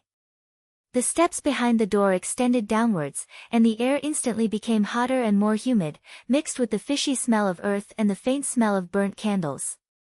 Meng Qi's vision was still recovering from the blur. Gray light seeped out from the remaining fluorescent runes on the wall, illuminating the winding stone steps. Each step echoed with a hollow echo, as if stepping on the edge of an endless abyss.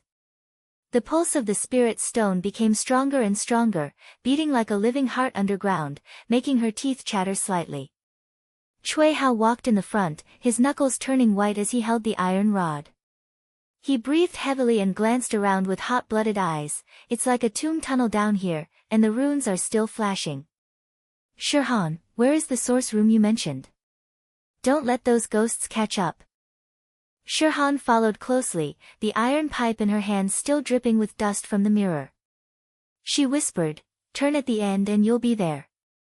I heard rumors that this was the basement dug when the garden was built, and the spiritual stone was buried. The energy of the candle remains here, like a magnetic field, attracting evil spirits. Her voice was a little tired, but her eyes were shining with determination, as if she was trying to atone for herself. Meng Qi came to the back, her steps staggering a little. Her legs were still numb from the collapse just now, but she held on and groped the wall to feel the lines of the runes. Don't separate. Those cracks. I feel that they are shrinking, but they are not broken. The spirit stone is summoning something. As soon as he finished speaking, a low roar came from the end of the underground passage, like thunder underground. The iron door at the end of the stairs slowly opened, revealing a circular stone room, with a fist-sized spiritual stone floating in the center. The surface was engraved with ancient runes. The pulsating blue light flashed like a heartbeat, illuminating the small mirrors embedded in the wall. Each piece was full of cracks, like eyes blinking. The sweet smell of candles in the air was too strong to be dissolved, mixed with the decaying blood.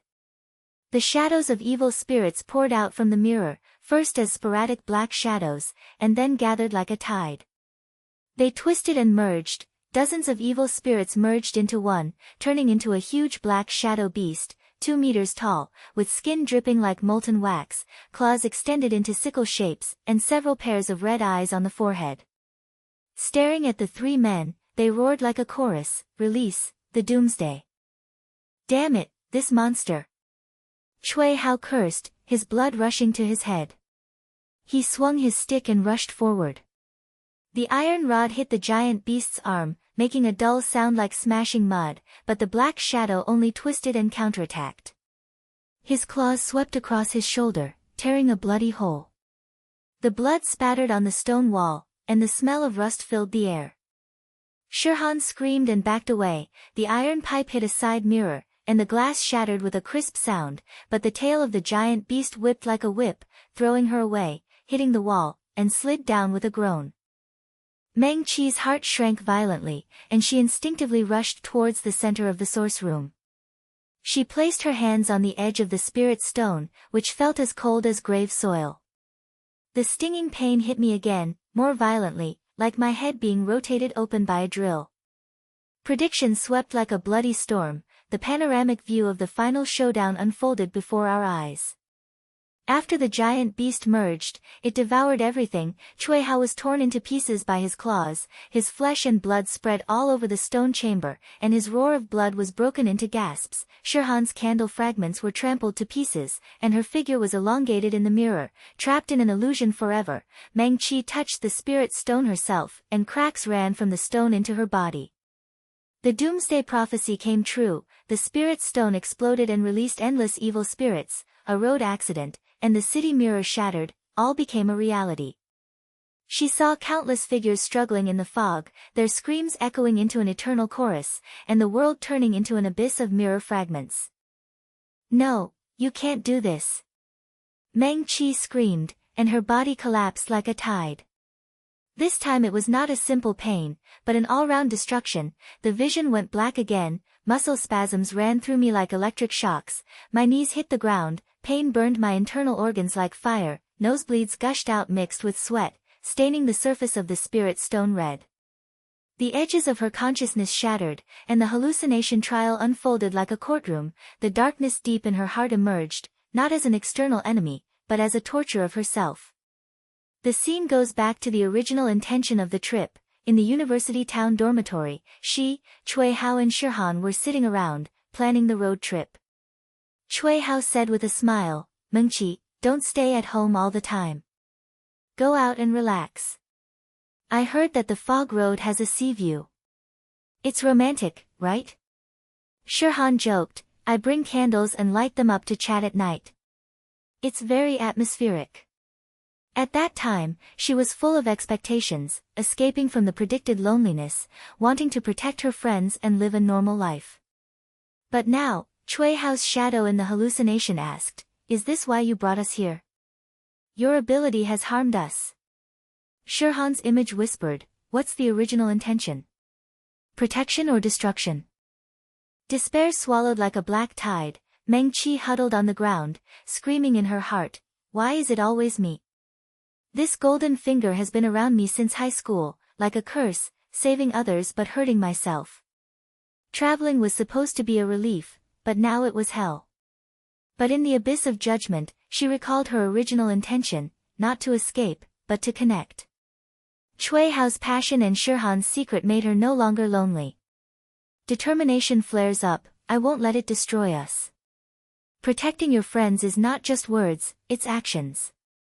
She gritted her teeth and climbed up, the pain of collapse still surging, but her eyes were firm. "Cui Hao. Shirhan. Attract it separately. Don't fight forcefully." Cui Hao covered the wound on his shoulder, his face covered with blood and sweat. He nodded, grabbed the iron rod and rushed to the left side of the stone room. "Understood. Monster, come after me."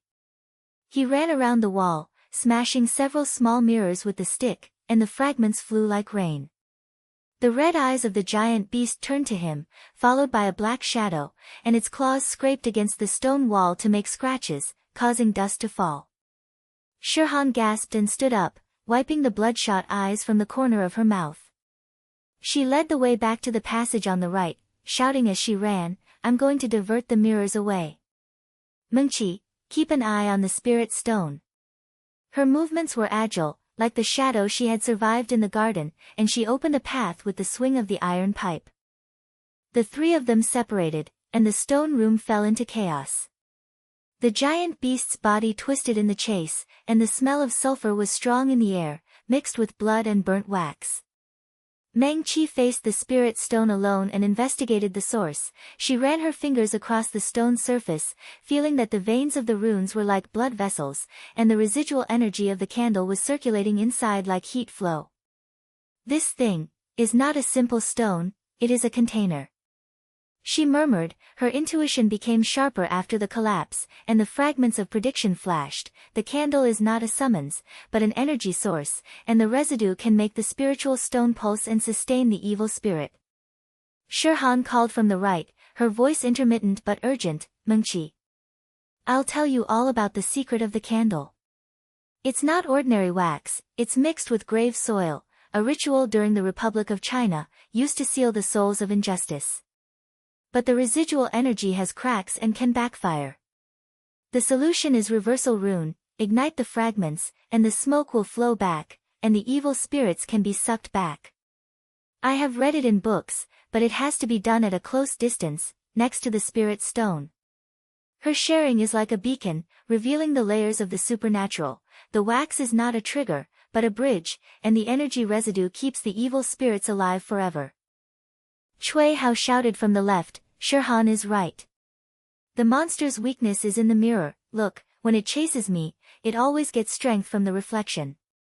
Meng Qi, use your foresight to find an angle to reflect it. His rational analysis shines in the crisis, and the team strategy takes shape: attract separately, investigate the source, and counterattack the weakness. The interaction between the three is like gears interlocking, with Cui Hao's passion drawing hatred, Shirhan's knowledge paving the way, and Meng Qi's precognitive command. An original twist suddenly occurs. The giant beast pauses in the chase, the shadowy body trembles, and the small mirror on the wall begins to project personal fears, not general hallucinations, but personal demons specific to each person. In Cui Hao's mirror, he saw himself alone on the highway, his body crawling after the car accident, and whispered, "Hot blood? What a joke, you are always holding back." He staggered, the stick almost fell, and the fear in his heart magnified like an ice needle. Shirhan's projection was a night of candles. Her friend stretched out his hand from the mirror and grabbed her leg. "You survive, but we die, are you worthy?" She screamed, and the iron pipe trembled. Meng Qi's mirror is the cruelest. She sees the collapse of her original intention to travel, and the corpses of Cui Hao and Shirhan accuse, "Your ability has ruined everything, except loneliness." The fear is projected like a psychological storm. The atmosphere of terror reaches its peak, the air in the stone room is so sticky that you can't breathe, and laughter echoes in the blinking of red eyes. But this turn of events awakens Mengqi's transformation. She stared at herself in the mirror, and her inner judgment ended. Golden finger is a double-edged sword, it hurts herself, but it also saves others. From escaping to accepting, she whispered, "Enough. This is not a trial, it is a mirror game." The excitement exploded, she saw through the weakness, and her precognitive intuition flashed. The integration of the giant beast was maintained by mirror reflection, and it could collapse by reversing the attack. She grabbed the candle fragments thrown by Shirhan and lit the smoke to flow backwards. The blue smoke curled up towards the spirit stone, sucking at the black shadow. At the same time, she directed, "Cui Hao, left mirror. Shirhan, right side. Reflect it and let the fear rebound." Cui Hao laughed hot-bloodedly and rushed forward despite the pain. He smashed the left mirror with the stick. The fragments flew and the projection of the giant beast was distorted and reflected back to itself. The hot-blooded Cui Hao turned into a mirror image of the monster, which shrieked and flinched. Shirhan follows up, the iron pipe breaks the right mirror, the fearful projection of the candle night is reversed, and the evil spirit sees its origin. The soul of injustice is burned forever, and the wailing is like burning. Meng Qi jumped up on her own initiative, and the fragments of the lens projected a prophetic beam, which reflected into the core of the beast like a laser. The black shadow cracked, the claws retracted, and the red eyes dimmed. The growth of her abilities was like a climax. She was no longer passive. She controlled the precognition and reversed the attack. The stone chamber shook, the spiritual stone veins were turbulent, and the evil spirits merged into black smoke and dispersed into the mirror. The three of them gasped, and Cui Hao patted her on the shoulder. Mengqi, that move you just made was incredible. The team strategy was perfect. Shirhan nodded and shared the final clue. The wax energy has been sucked back to a certain point, but the source is still there. Before smashing the spirit stone, you must be prepared, the runes have traps. Mengqi wiped away the blood, and her inner transformation was completed. Double-edged sword, I accept it. It hurts me, but it also makes me stronger. As the growth arc progressed, she held their hands tightly, end it together. The original intention of the journey is now our weapon.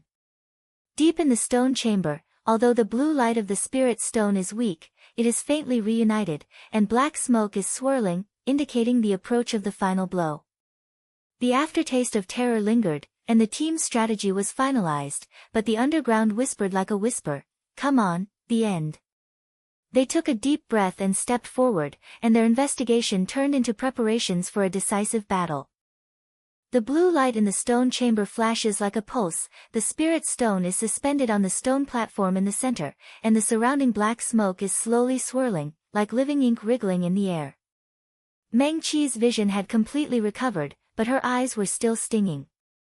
She took a deep breath, and the moist air smelled of burnt wax and blood, making her stomach churn slightly. Cui Hao leaned against the wall. The wound on his shoulder was still oozing blood. He hadtily bandaged it with a strip of cloth. His bloody face was covered with sweat, but he grinned, "This damn thing looks like a heart. Smash it and end this nightmare." "Shirhan, did your book say how to do it?" Shirhan nodded and wiped the dust off the iron pipe. She squatted next to the stone platform and carefully observed the runes around the spirit stone. Those twisted lines were connected to the ground like blood vessels. It's not just smashing. The energy of the candle is still circulating inside, like a battery. You have to break the circuit first. The mirror network in the park is connected here. The wires are buried underground, from the fog lights to the facilities. They are all conduits. Cui Hao, you know mechanics, go find the distribution box over there, repair it, reverse the current, and you can short-circuit the mirror network. Cui Hao's eyes lit up, and his rational side came to him. What a good idea. It's like cutting a nerve. Meng Qi, you and Shirhan stay here, I'll go. He patted her shoulder, with unquestionable determination in his passionate tone. Don't be brave, this thing will be useless when my brother comes back. As he said, he grabbed the iron rod and rushed towards a crack on the side of the stone room. It was the passage leading to the underground circuit, and there was a faint buzzing sound of electricity. Meng Qi's heart sank, and she felt the pulse of the spirit stone speed up, as if in response to Cui Hao's departure. Shirhan whispered, "It's risky for him to go, but without him, we can't cut off the source." She took out the last candle fragment from her pocket, and the runes on the yellow wax still had fluorescence. "I will guide the counter-ritual. The book says that reverse summoning can absorb energy, but you have to draw a formation next to the spirit stone. Help me." The moment the three of them took action separately, Meng Qi's mind felt like it had been hit by a hammer. The sting came, deeper and wider, like countless glass shards swirling inside. Precognition pours in like a river of blood, an apocalyptic panorama of the mirror network completely shattered. The spirit stone exploded, and blue light burst out of the ground like a virus, entering every mirror in the garden, spreading from small cracks into a giant network. The mirror house collapsed, and fragments flew like shrapnel, swallowing up Cui Hao's back. He fell in front of the circuit box, electric current rushed through his body, and the smell of burnt meat filled the air. Shirhan's ceremony was interrupted, the candle backfired, and her body turned into a wax figure and melted into plasma. Meng Qi touched the spirit stone herself. The apocalypse is permanent, all the fog lights on the highway are flashing, serial car accidents are like apocalyptic fireworks. The city mirror is shattered into portals, evil spirits are pouring out like locusts, people are killing each other on the streets, the blood is stained with the fog, the world is forever trapped in the abyss of reflection, an endless cycle, no one is spared. No. Permanently. Meng Qi murmured, the edges of her vision darkened, and her body began to collapse. Her muscles spasmed like electric shocks, and her knees weakened. She knelt in front of the stone platform, her nose bleeding, dripping from the spiritual stone, staining the runes red. The pain was like fire burning her internal organs. She gritted her teeth and endured it, screaming in her heart, "We can't let it come true." This time, she did not back down and actively intervened, not passively predicting, but using willpower to suppress the spread. She stretched out her hand and pressed the edge of the spirit stone, feeling the heat flow reverse and the blue light dim slightly. "Shirhan. Formation, hurry up. The cracks are expanding, I can't stop it for long."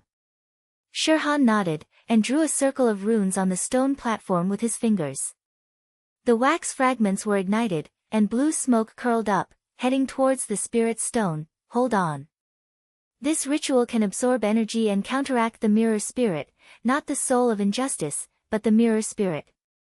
Ancient things are born from the mirror, and they are broken in revenge wars." Cui Hao's shout came from the crack, "The box has been found. The wiring is messy, like a spider web. But there is a main line connected to the fog lights in the park. I tried to connect it backwards, ouch." The buzzing of the current intensified and sparks flew everywhere.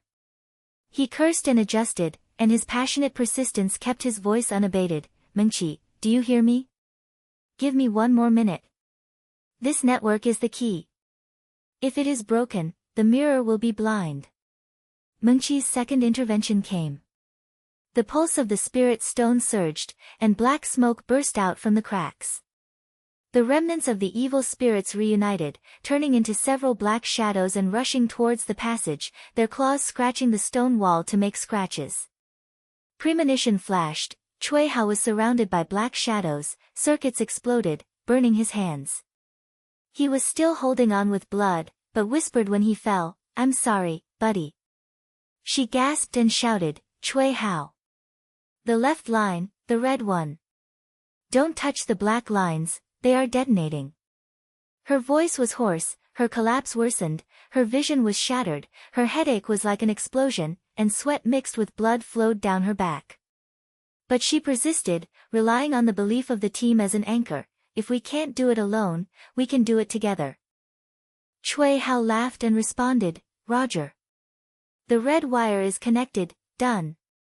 The current is reversed, and I feel the mirror above the garden is shaking." In the distance, there was a faint sound of shattering mirrors in the garden, the network began to collapse, and the hum in the fog became a little weaker. As Shirhan's ritual progressed, the smoke circled the spirit stone and the runes lit up. "Come again. Meng Qi, hold it down, I want to recite the spell." But the evil spirits counterattacked like a tidal wave. Black smoke burst out from the spirit stone and turned into the phantom of the mirror spirit, not a giant beast, but a human form, with a pale face like a patchwork of broken mirrors, and eyes with endless cracks. It floated up and whispered like the wind in my ears, "You touched the taboo. During the war, I was sealed in the mirror and saw the broken home. Revenge will never stop." Here comes the turning point, the hallucination of the mirror spirit's conversation invades Meng Qi's mind. It is not a prediction, but a straightforward whisper. It shows its origin. During the troubled times of the Republic of China, an ancient mirror reflected the massacre, and the soul was broken into mirror spirits, buried in the foundation of the garden, waiting for revenge. Candles and fog lights are all its tentacles. The road trip is just a coincidence, but it is involved in the cycle of doomsday. Revenge? Then why kill innocent people? Meng Qi fought back in her heart.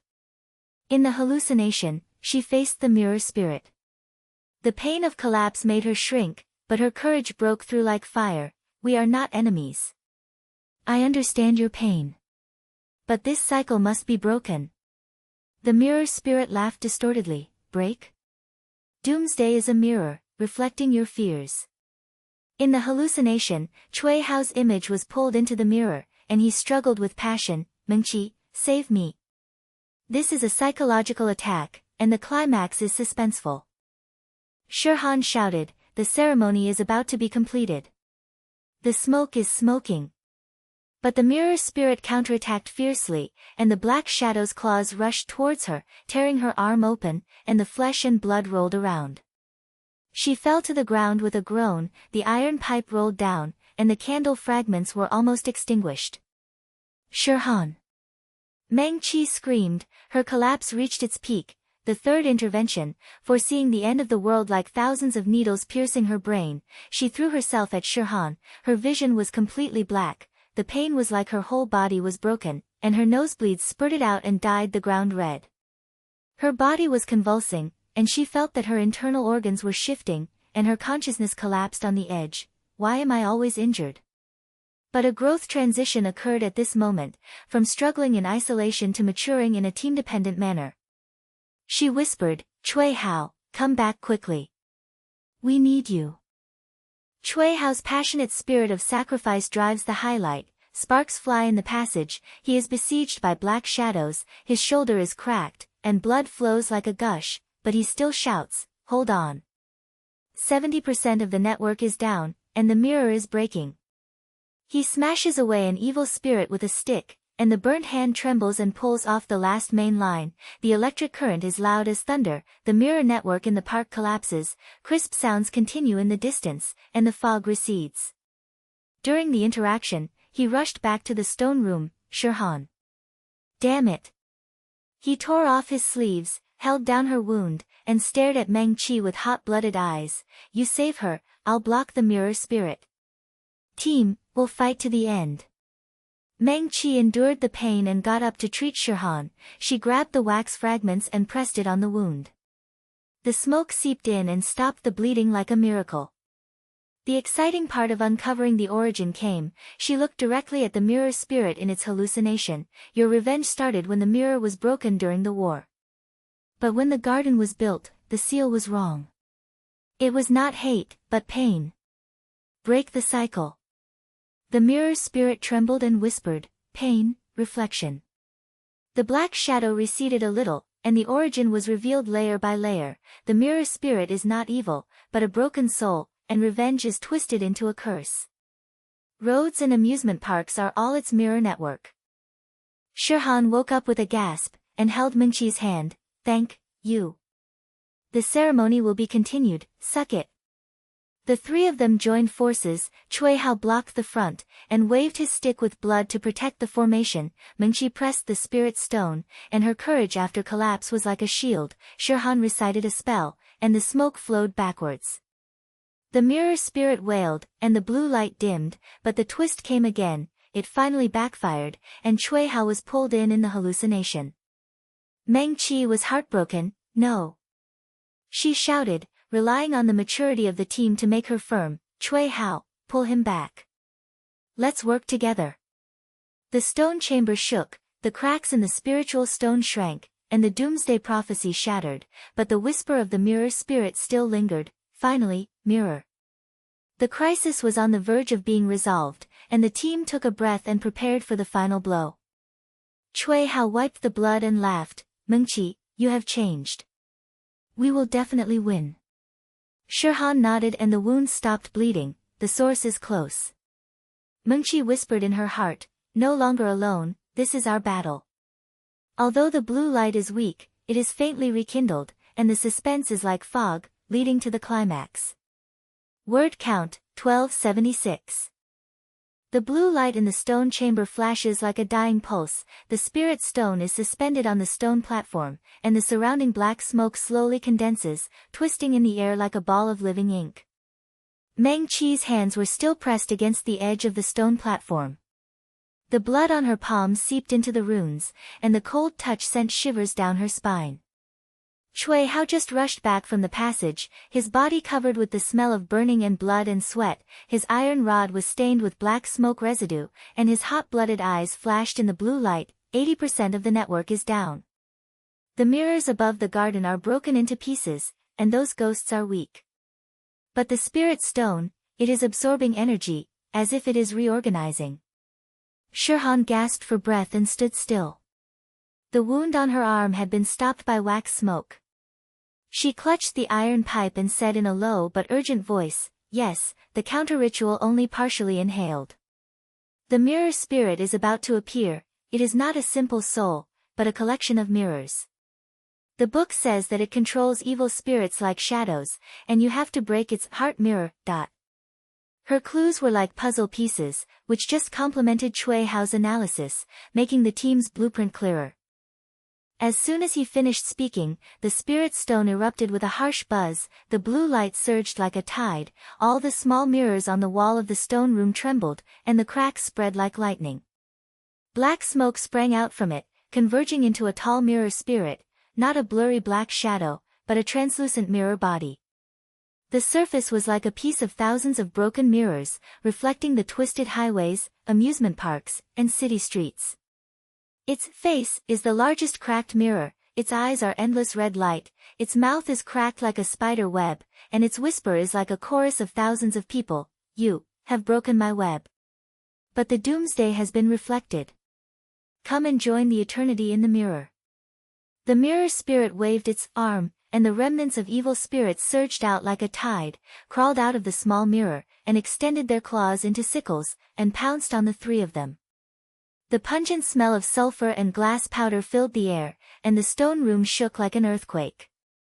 Disperse. Cui Hao, mirror on the left, Shirhan on the right. Meng Qi shouted, her voice hoarse but firm amid the hum. She rushed to the center of the stone platform and grabbed the remaining flame of the candle. The last blue and yellow flame was still swaying on the stone platform, like an immortal hope. The mirror spirit controlled the attack of the evil spirit like a storm, and its claws scraped Cui Hao's legs. He staggered back, swung the iron rod and smashed an evil spirit. As the black smoke dispersed, he shouted, "These things are synchronized with the movements of the mirror spirit. Like reflections, smashing the mirror will break the connection." His analysis was like a blade, instantly pointing out weaknesses. Shirhan dodged to avoid an attacking evil spirit. The iron pipe slammed into the mirror on the right wall. The glass exploded with a crisp sound, and the fragments fell like rain, scratching her cheek, and bloodshot eyes oozing out. Yes. The clue is that the energy of the mirror spirit circulates from these small mirrors, and the wax flames can be directed against the flow. Meng Qi, click on them. She shared while fighting, knowledge like a torch, illuminating the countermeasure plan. But Jing Ling's conspiracy unfolds layer by layer. It smiled lowly, and its mirrored body reflected hallucinations, not general fear, but the psychological cracks specific to each person. In Cui Hao's mirror, he saw himself in a road accident. His blood turned to weakness, the iron rod broke, and his shadow whispered, "You are always impulsive and hurt them." His movements were stagnant, and his claws almost caught his shoulder. Shirhan's projection is a night of candles, with her friend's face sticking out of the mirror. "You share secrets, but you can't save us." She screams, and the iron pipe trembles. Meng Qi's heart shrank sharply, and the stinging pain hit her like a cosmic explosion. The hallucination of predicting the final death is like a river of blood pouring out. The mirror spirit is completely integrated, the spirit stone explodes, and blue light rushes into her body, shattering her bone marrow from the inside. Cui Hao was torn to pieces by the evil spirit, his blood-soaked roar cut into gasps, and flesh and blood spread all over the stone chamber. Shirhan's ritual backfired, and she melted into a wax statue, still staring at Meng Qi. "Why didn't you listen earlier?" The doomsday reflection came true, the mirror spirit spread, the highway fog lights were shattered, a series of car accidents engulfed the city, the evil spirit crawled out of every mirror, the crowd self-destructed in the reflection, the blood stained the fog, and the world fell into an endless cycle.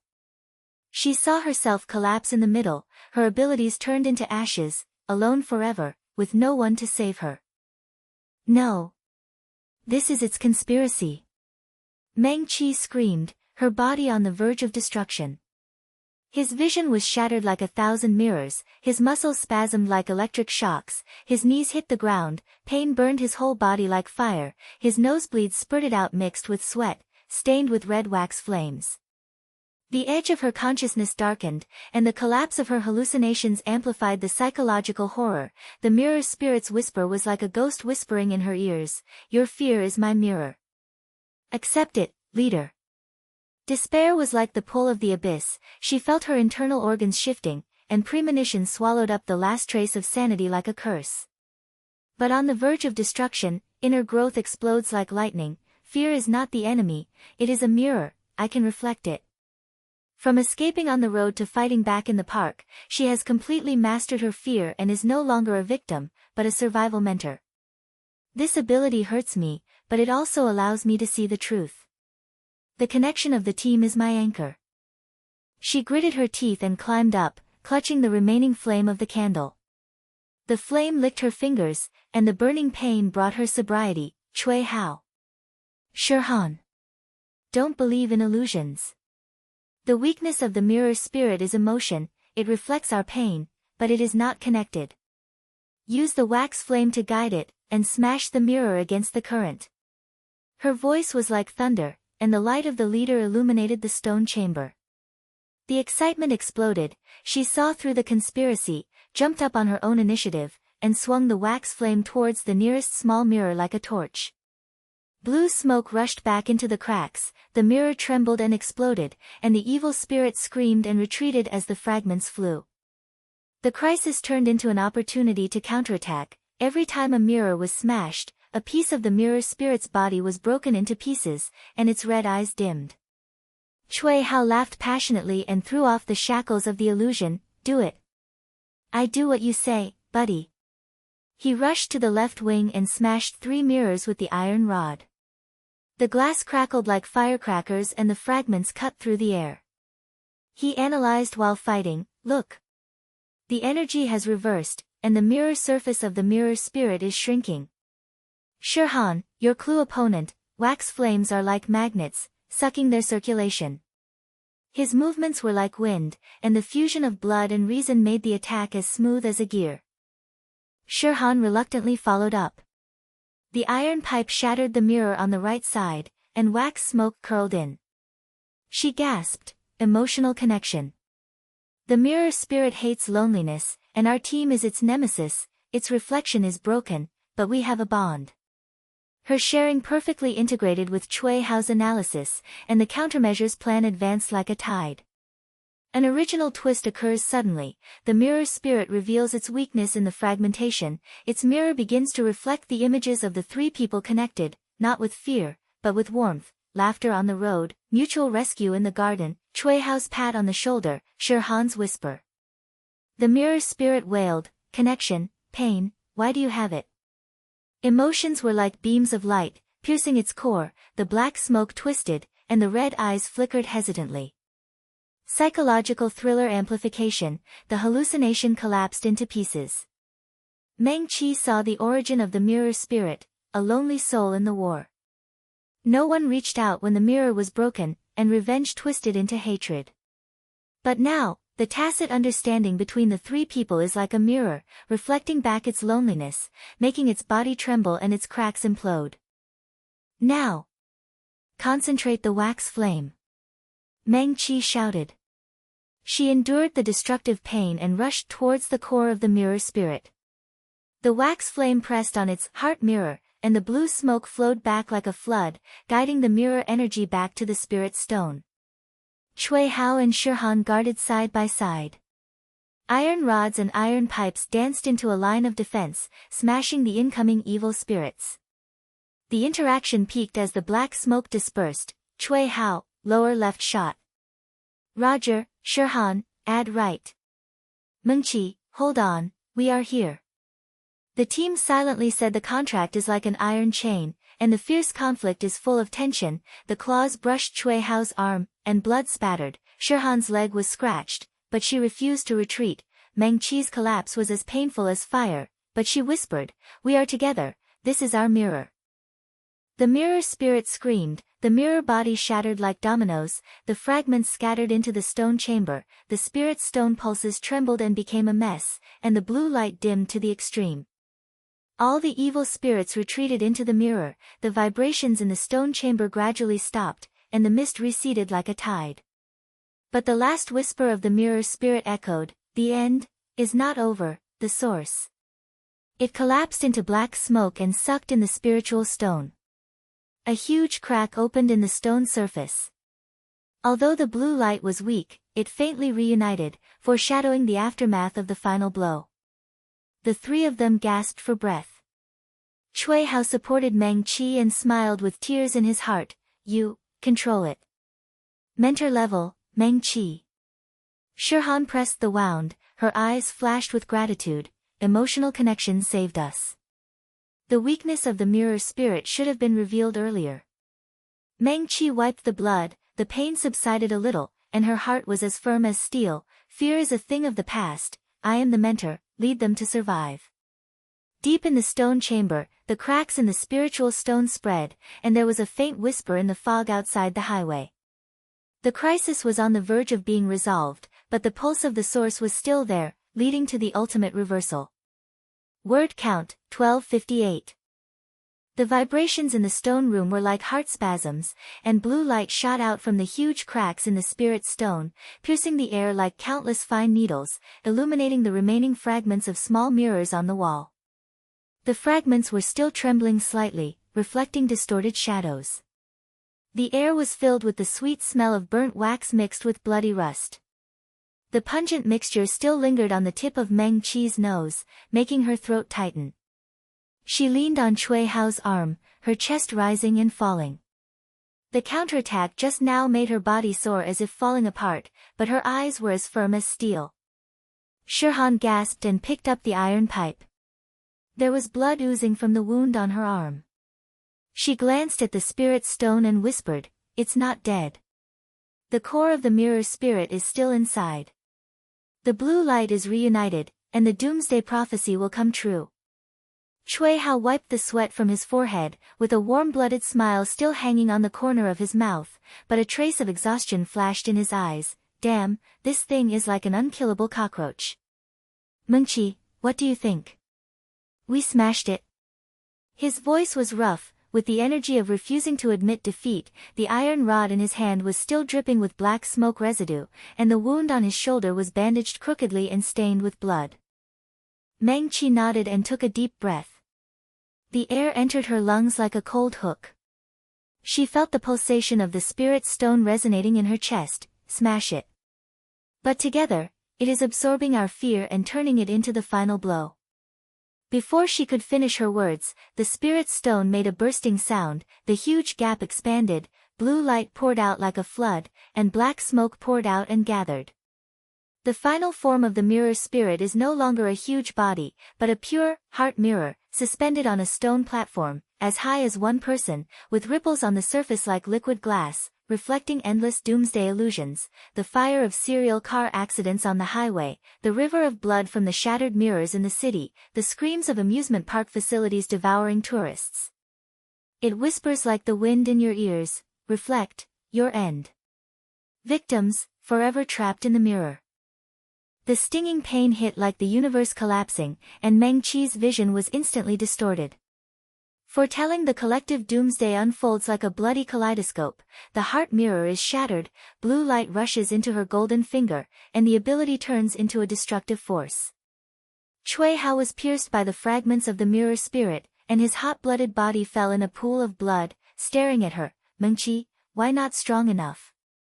The remaining flame of Shirhan's candle burned back into a sea of fire, engulfing her, and he whispered before death, "Hero? It's just an illusion." The apocalypse spread, the flashing fog lights triggered a nationwide highway disaster, mirrors crawled out evil spirits from every house, the crowd self-destructed in the reflection, and the world turned into an endless glass abyss with no relief. She saw herself crumbling into ashes, her powers cursed forever, her loneliness like eternity in the mirror. No. This is its lie. Meng Qi screamed, her body breaking down like a tidal wave. This time it was not gradual pain, but total destruction. The vision turned into absolute darkness, the muscles spasmed like electric currents tearing apart, the knees hit the ground with a muffled sound, the pain was like 10,000 knives twisting the internal organs, the nosebleeds gushed out mixed with sweat, staining the stone platform red. She felt that her bone marrow was melting, her consciousness was drifting like a broken mirror, and the hallucination trial was like the final torture. You went from victim to hero? What a joke, this is your mirror, reflecting powerlessness. Despair pulled her into the abyss, and the original intention of the trip, to protect friends and escape the curse, came to nothing. But on the verge of destruction, the tenacity and determination erupted like a volcano. No, this golden finger is not an enemy, it is a part of me. Fusion it and reverse everything. She gritted her teeth and climbed up, pressing her hands hard on the surface of the heart mirror, the cold glass trembling like a living thing.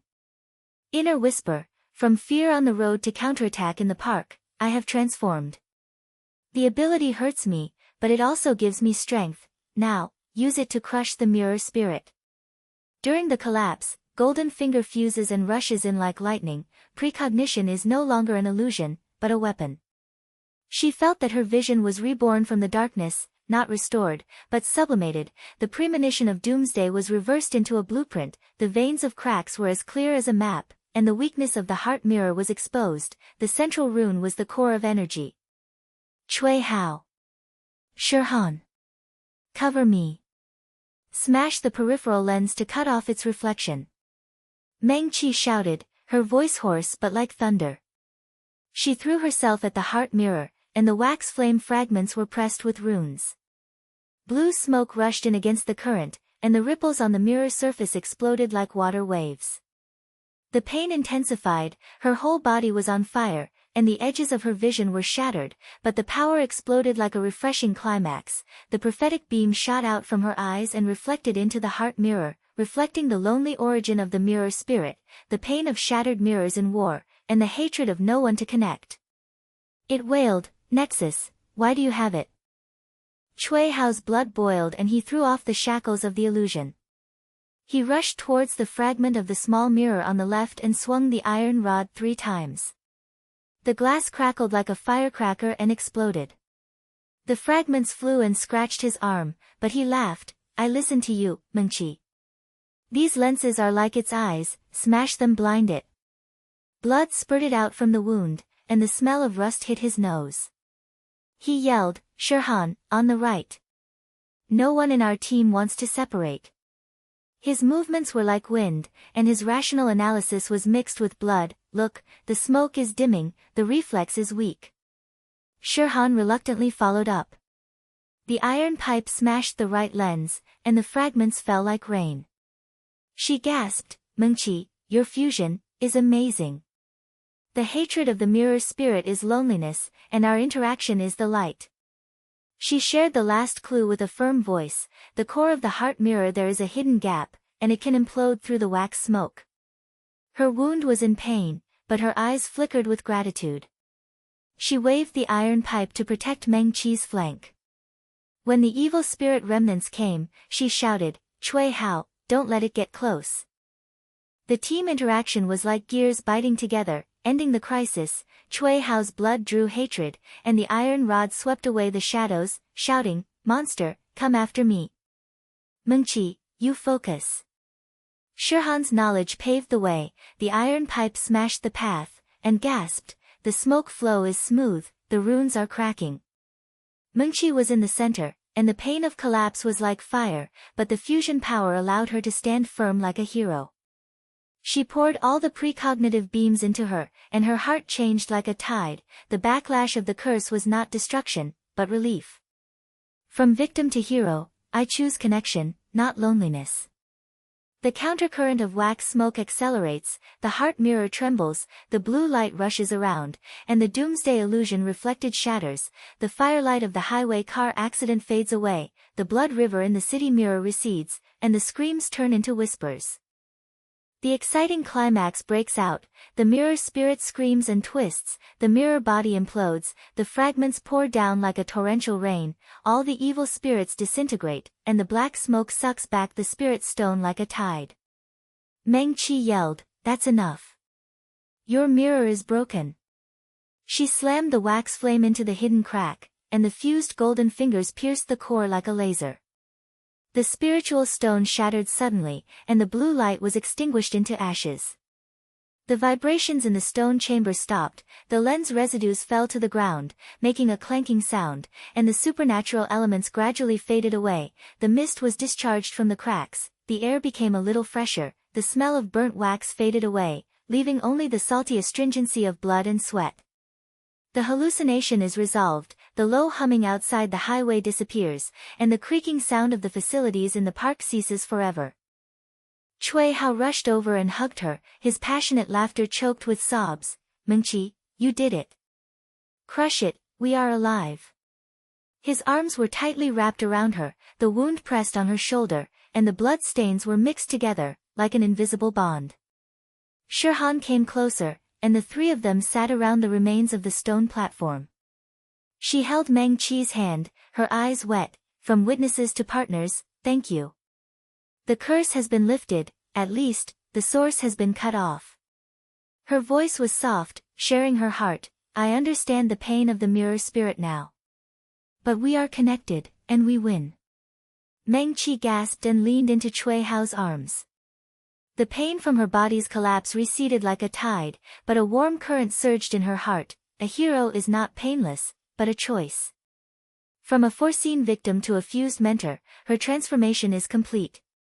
The secondary conflict is resolved, Shirhan's secret is revealed, Cui Hao's rational verification becomes a victory, the team's wounds are still there, but the connection is tighter. Deep in the stone chamber, a faint blue light emerged from the ashes, like a lingering whisper, but the fog had dissipated, and the faint glow of morning light could be heard from outside the highway. They helped each other stand up, and Cui Hao dusted off. Let's go out. The trip is not over yet, we are waiting at the beach. Shirhan smiled and picked up the iron pipe as a crutch. Yes, this time, it is really relaxing. Meng Qi nodded, with firm steps, and pushed open the hidden door. The stairs extended upward, and the suspenseful aftertaste filled the air like morning mist. Although the curse is broken, the mirror of the world is still there, and maybe there is still a shadow. But now, they are legends, stepping into the light. At the end of the stairs was the hidden door. The door's shaft let out a final sigh under their push, as if the soul deep in the stone chamber finally breathed a sigh of relief. Meng Qi was the first to step out, stepping on the gravel road of the amusement park. The glimmer of morning light seeped in from the edge of the fog, tearing open the curtain of night like a gentle gap. The air is no longer sticky, and the musty smell of decay has receded, replaced by the fresh earthy moisture and the salty astringency of the distant sea breeze. The facilities in the park are still, the steel frame of the Ferris wheel no longer creaks, and the gondola is as silent as a tired sentinel. The music box of the carousel is always parked on the intermittent children's melody, and the eyes of the wooden horse are dim. The mist receded like a tide, leaving only a thin layer wrapping around the outline of the garden, like the afterglow of a nightmare. It's out. It's really out. Cui Hao gasped and leaned against the iron fence. The wound on his shoulder was still aching, but he grinned, that warm-blooded smile as bright as the sun. Look at this place, it's as quiet as sleeping. Meng Qi, what do you think? Those shadows are gone. Meng Qi nodded, took a deep breath, and the pain in her chest gradually eased. She rubbed her temples, and the familiar sting, the aftermath of foreboding, had faded away like the ebbing tide. Her vision was clear, no cracked edges, no bloody visions. Only the abandoned amusement park in front of me looked old and harmless in the morning light, like the fragments of a forgotten fairy tale. No more. The flashing of fog lights and the cracking of mirrors have all stopped. She turned to look at Shirhan, who was picking up the iron pipe on the ground. The scratches on his arms looked much lighter in the light. We won. Shirhan smiled, with tears of relief flashing in his eyes. We won. The smoke of the candle still smells in the tip of my nose, but it is no longer a curse. Let's go, the jeep is still at the entrance of the garden. The three of them supported each other and walked along the path, their footsteps making a brisk clicking sound on the gravel.